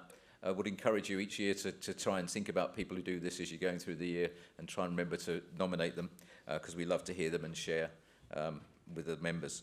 That's why we ask A licence holders to tell us, A licence holders and above, to tell us about the great service they've received at a British Skydiving affiliated parachute training organisation, or from another, be it a British Skydiving member, to tell us that they've spotted a skydiving star. Each eligible nomination is considered by the Honorary Vice Presidents of British Skydiving, and I'm very pleased to announce they've selected the following 4 awards this year: Jim Bradwell, Logan Finch and Mark Robson.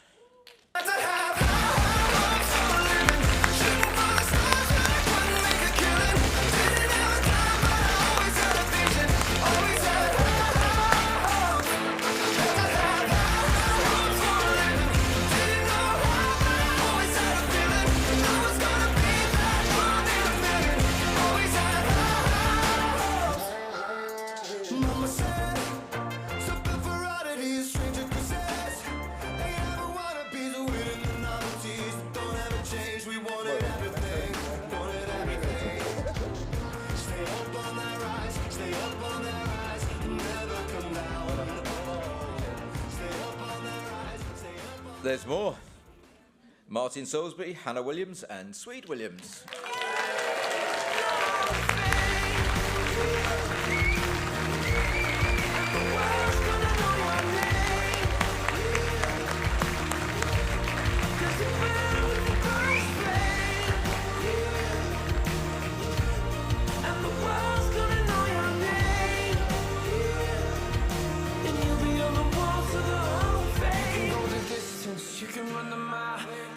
Straight through hell with a smile. You could be the hero, you could go breaking all the records if I never fucking know. Do it for your people, do it for your pride. You're never gonna know if you never even try. Do it for your country, do it for your name. There's gonna be a day. All right, talk amongst yourselves. National Judges Certificates. Obviously, all of you who take part in competition know that without judges, we don't have a competition. The following people were awarded, judges who qualified in 2025 were awarded certificates.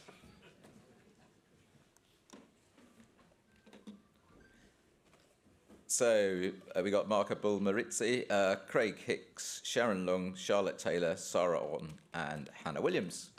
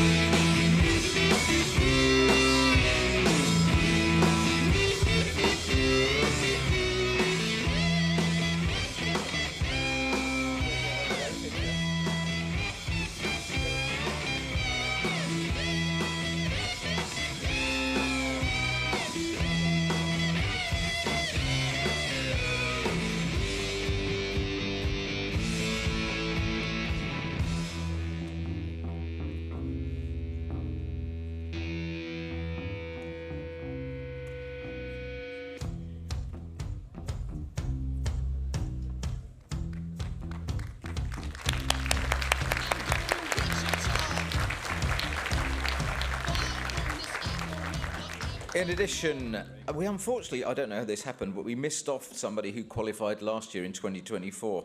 So, Rumi Raduncheva.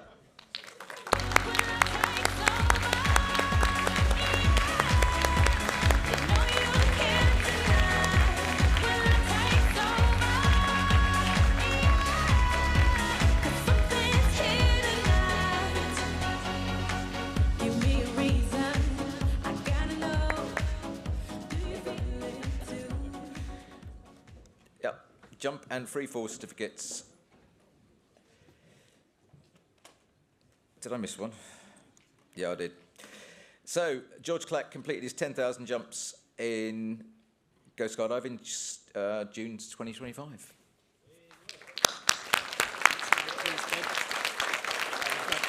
I got a feeling that tonight's gonna be a good night. I'll try and get a few more. Tonight's gonna be a good night. That tonight's gonna be a good night. A feeling that tonight's gonna be a good night. That tonight's gonna be a good night. That tonight's gonna be a good night. And Andy Godwin, 11,000 jumps, Hibblesstow, 18th April 25.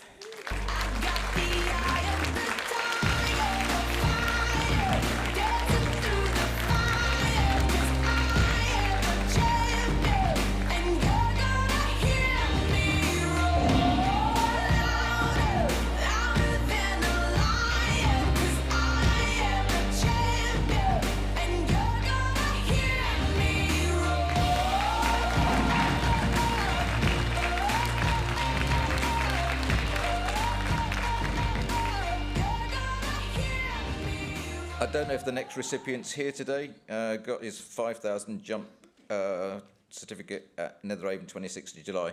Craig Poxon.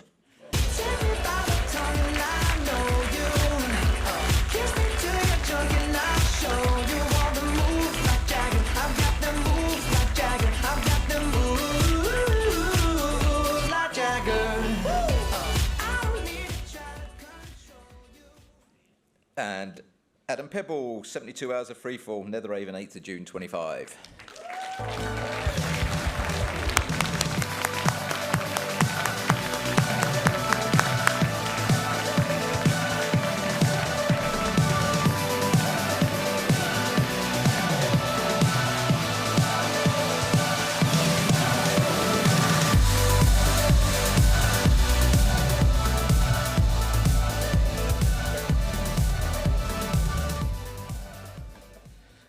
Anthony Andrews, 5,000 jumps in Bahrain, November 25.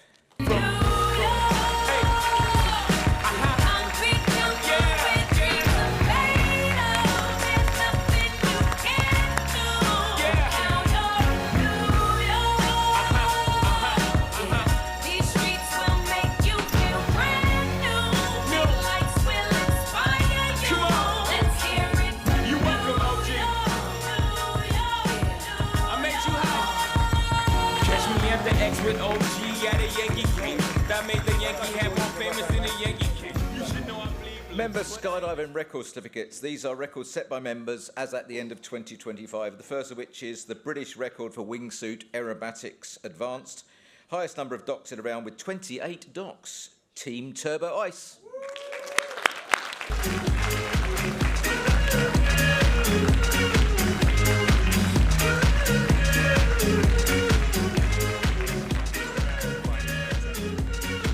We'll track him down later. We've also got the British wingsuit aerobatics intermediate, highest number of docks in a round, 7 docks. Team Flips and Grips. I just came to say hello.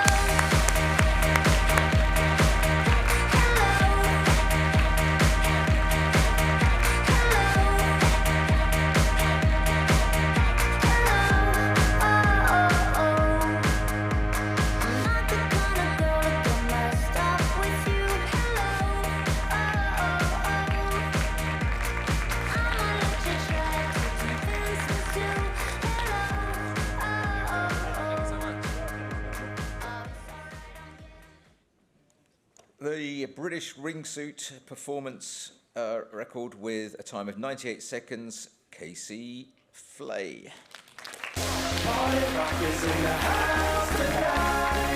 Everybody just have a good time. Yeah. And we gon' make you lose your mind. Woo. Everybody just have a good time. Party rockets in the house tonight. Oh. Everybody just have a good time. I can feel it. And we gon' make you lose your mind. Yeah. We just wanna see it. Well done, mate. And the British record for the female highest average score with 458.63 kilometres an hour. Anna Lee.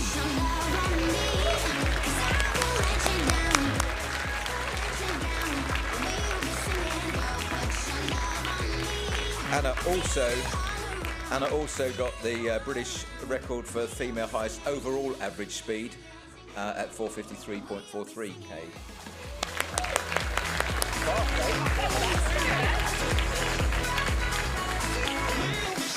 And the British record for the highest average four-way, FS four-way in A, fall fast, finish last.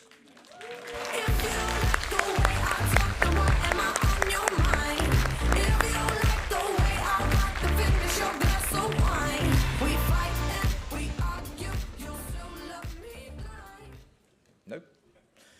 Okay. The next one is British record for the highest scoring sequences in FS four-way in double A, Nakama.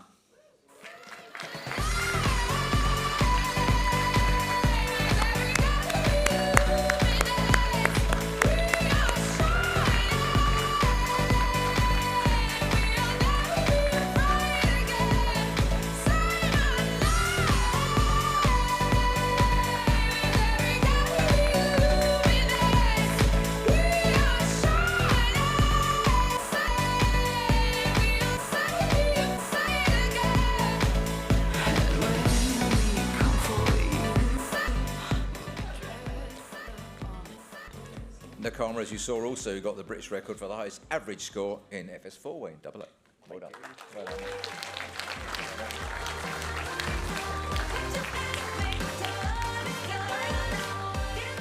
So the British record for the highest average speed in a single female category junior, Paige Smith.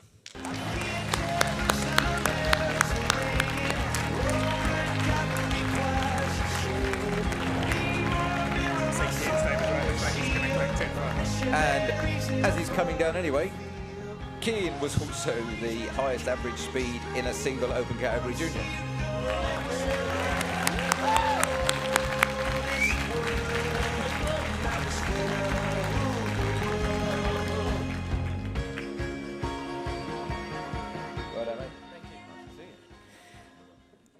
The British record for the longest sequence in FS 8-way junior goes to Gesticulate.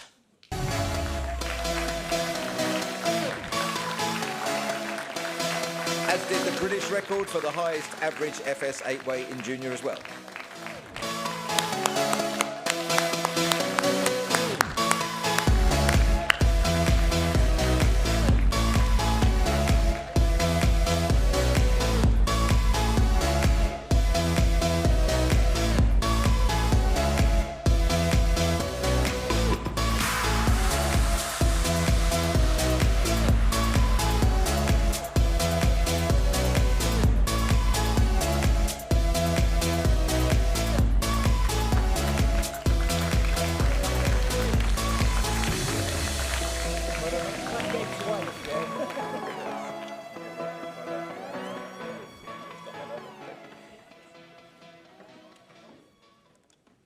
So the British record for 43-way FS total break sequence with 2 points is Pups 2025.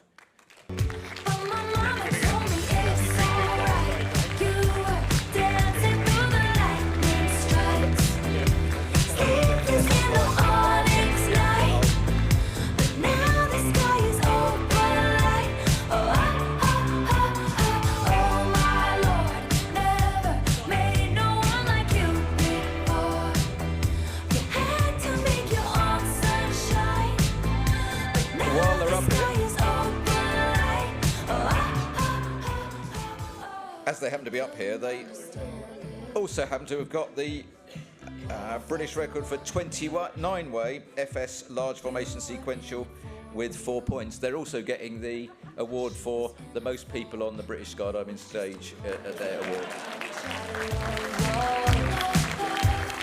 Give it all we got. Finally left the table. And what a simple thought. You're starving till you're not. And all of the foes and all of the friends messed up before. British record for sport accuracy senior is Alec Flint.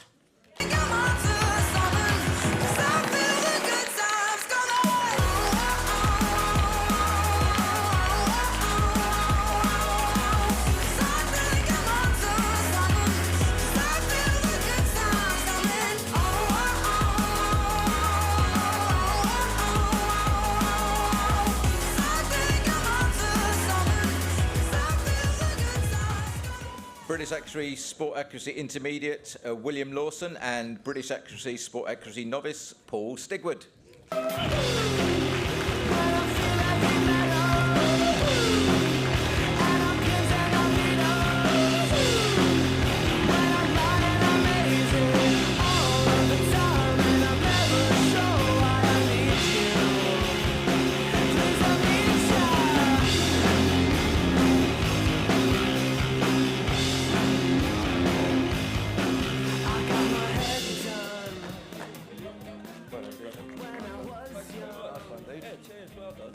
Cheers. Thanks, mate.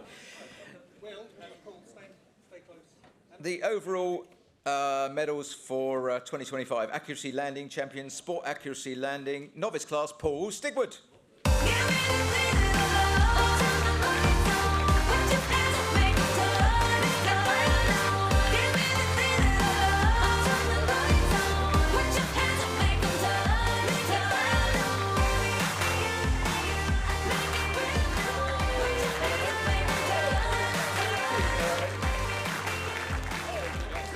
Sport Accuracy Landings Intermediate, William Lawson.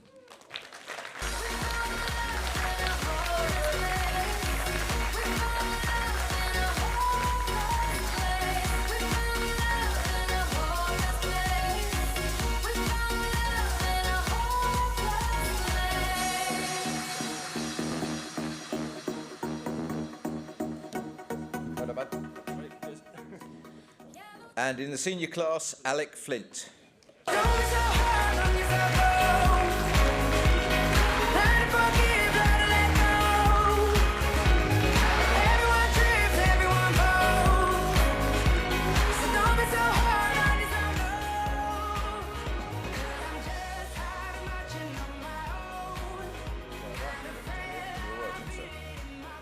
And in the senior class, Les Carroll, who also gets the Jeff Chandler Overall Award for Accuracy.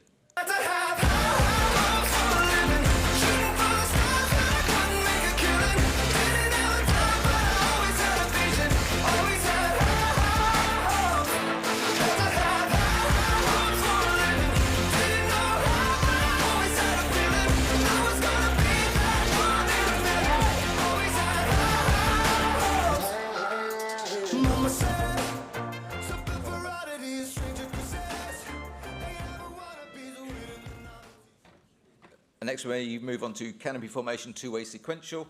In the senior class, bronze medal, Team Helroy.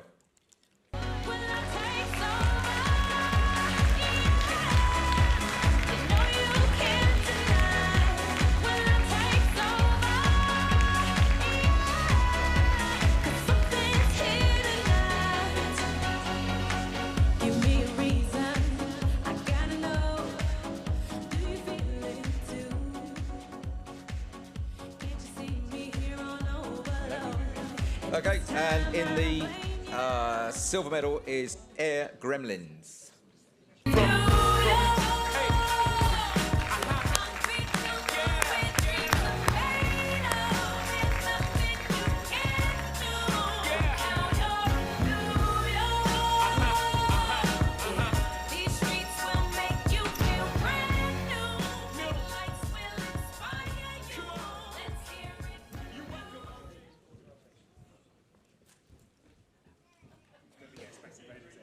Okay, God, brilliant. He's also picking up for two-way sequential champions overall. The gold medal goes to Airspace Invaders two-way.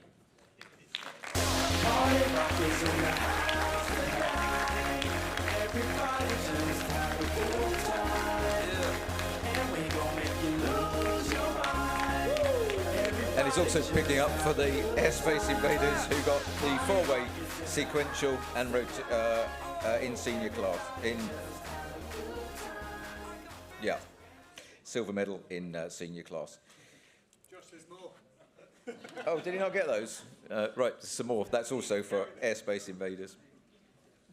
Canopy formation four-way sequential senior class overall champions gold medal Raptastic. Clap along if you feel like a room without a roof. Clap along if you feel like happiness is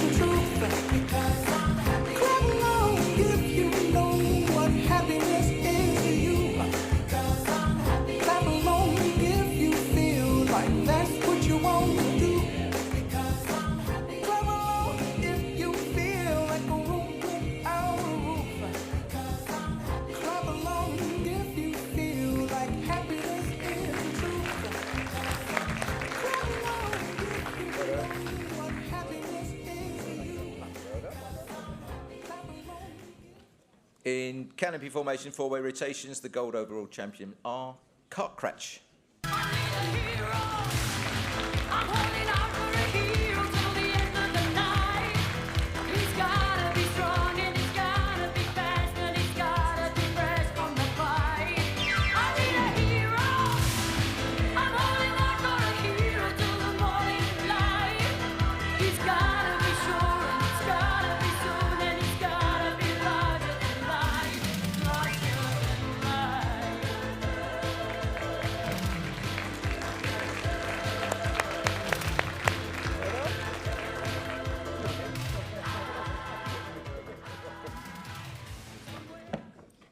In formation skydiving four-way rookie bronze, we had joint winners Remy Hammer and Thongs, Scrambled Legs and Carnage.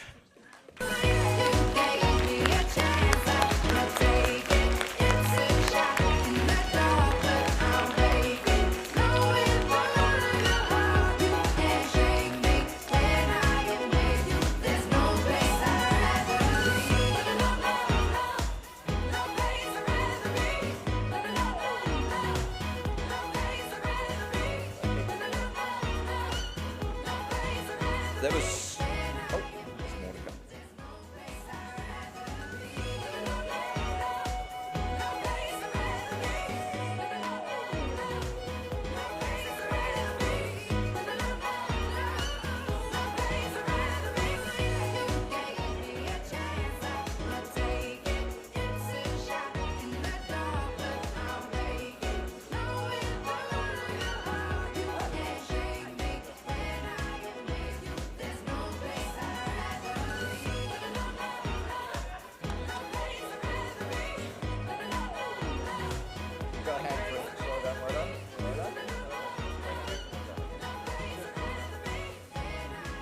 In the silver medal, also joint winners, there's Tummy Lovin' and Fork It Up.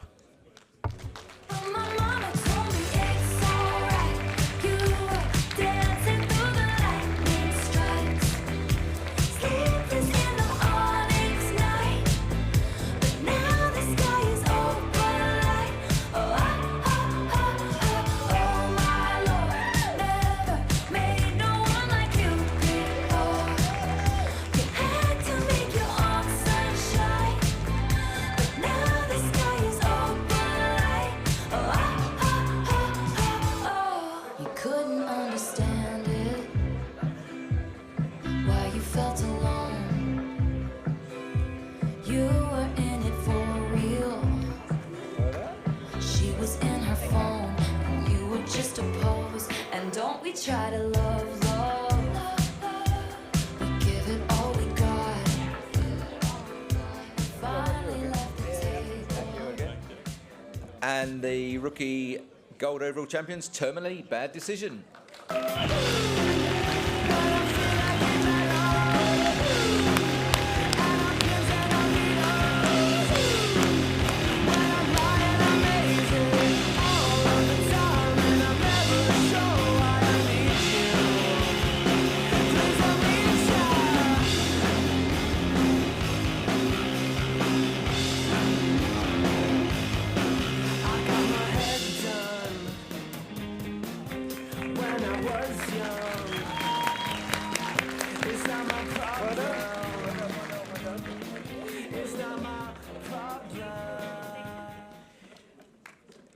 Formation skydiving four-way A class, bronze medal joint winners, fast four, fast finish last, and quad squad.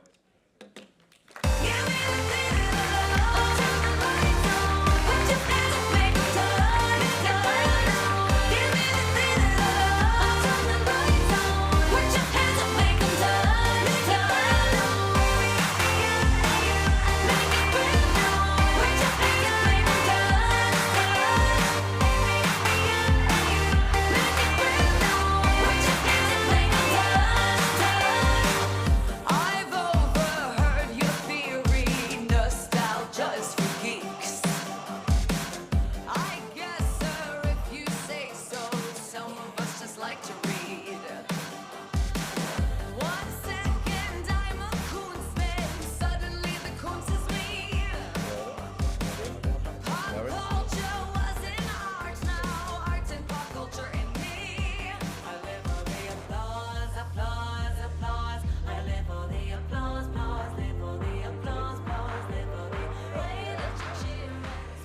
And the silver medal winners, booty call.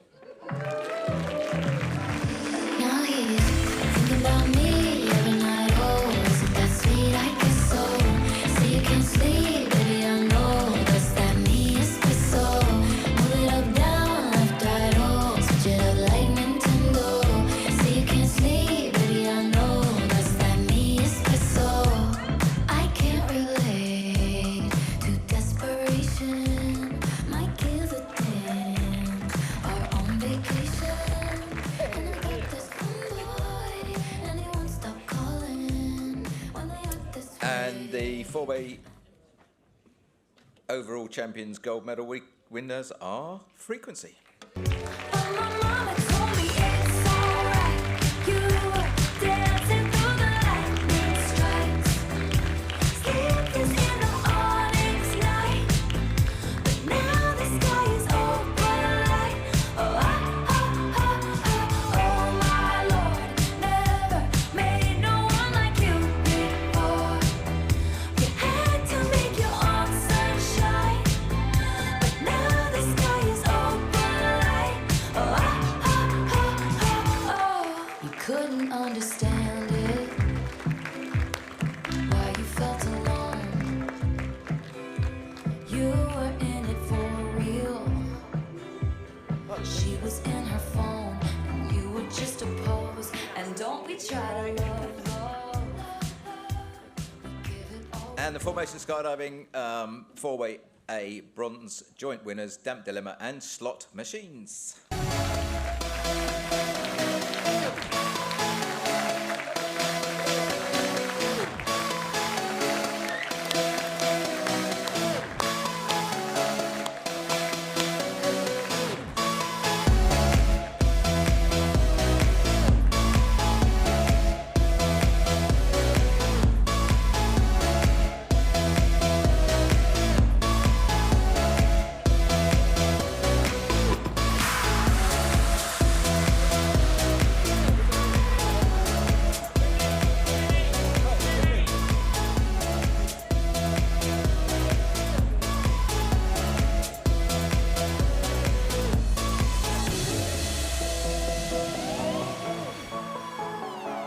Well done. Try that again.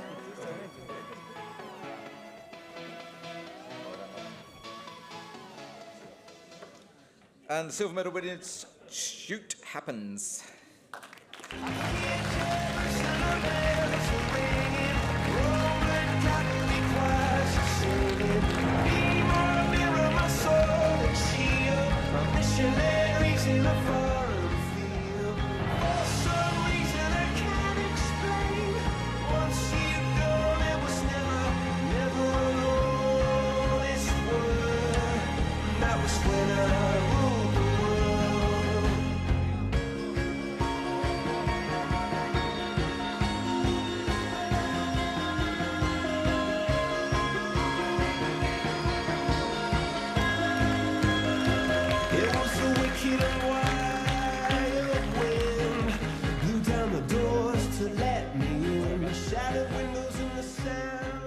And the formation skydiving AA gold overall champions, Nakama.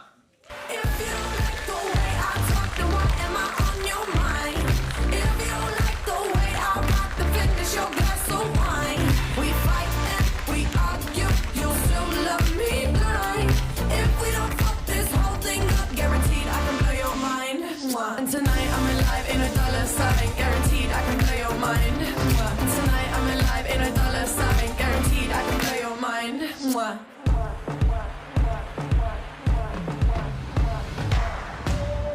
Yeah, I'm so bad. That's the truth, hey. I guess you're digging the show. Open the door. You want some more. When you wanna leave, let me know.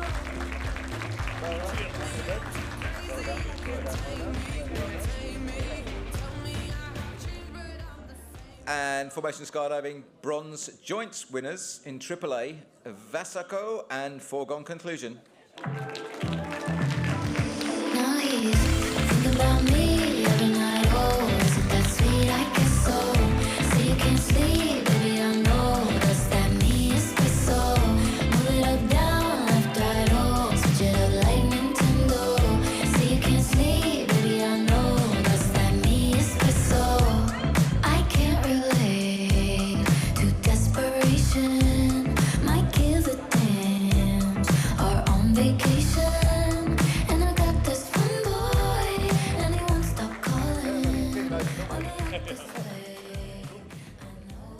And the joint winners of the silver are Saw and 3 Docks, 3 Cocks. Party rock is in the house tonight.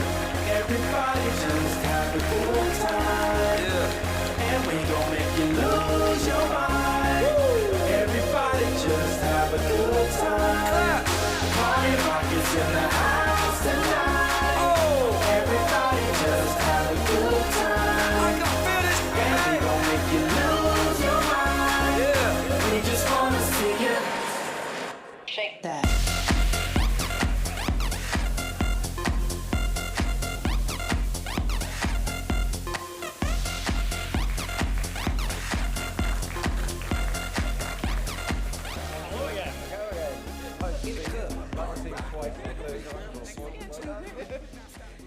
And a great one to bring us to the end of our presentations this evening. 4-way AAA class overall champions gold medal, Team Voltage.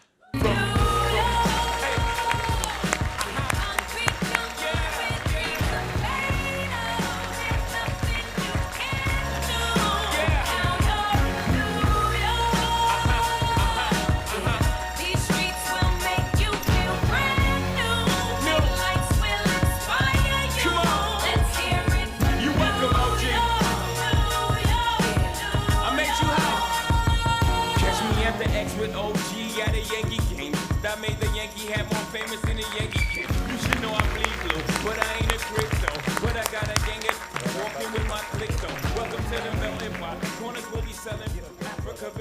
Well, that brings us to the end of the presentations for the evening and the end of the day and the end of our part now. So it's only time to hand over to you to go and do drinking or doing whatever you want to do. So that's a wrap. Thank you.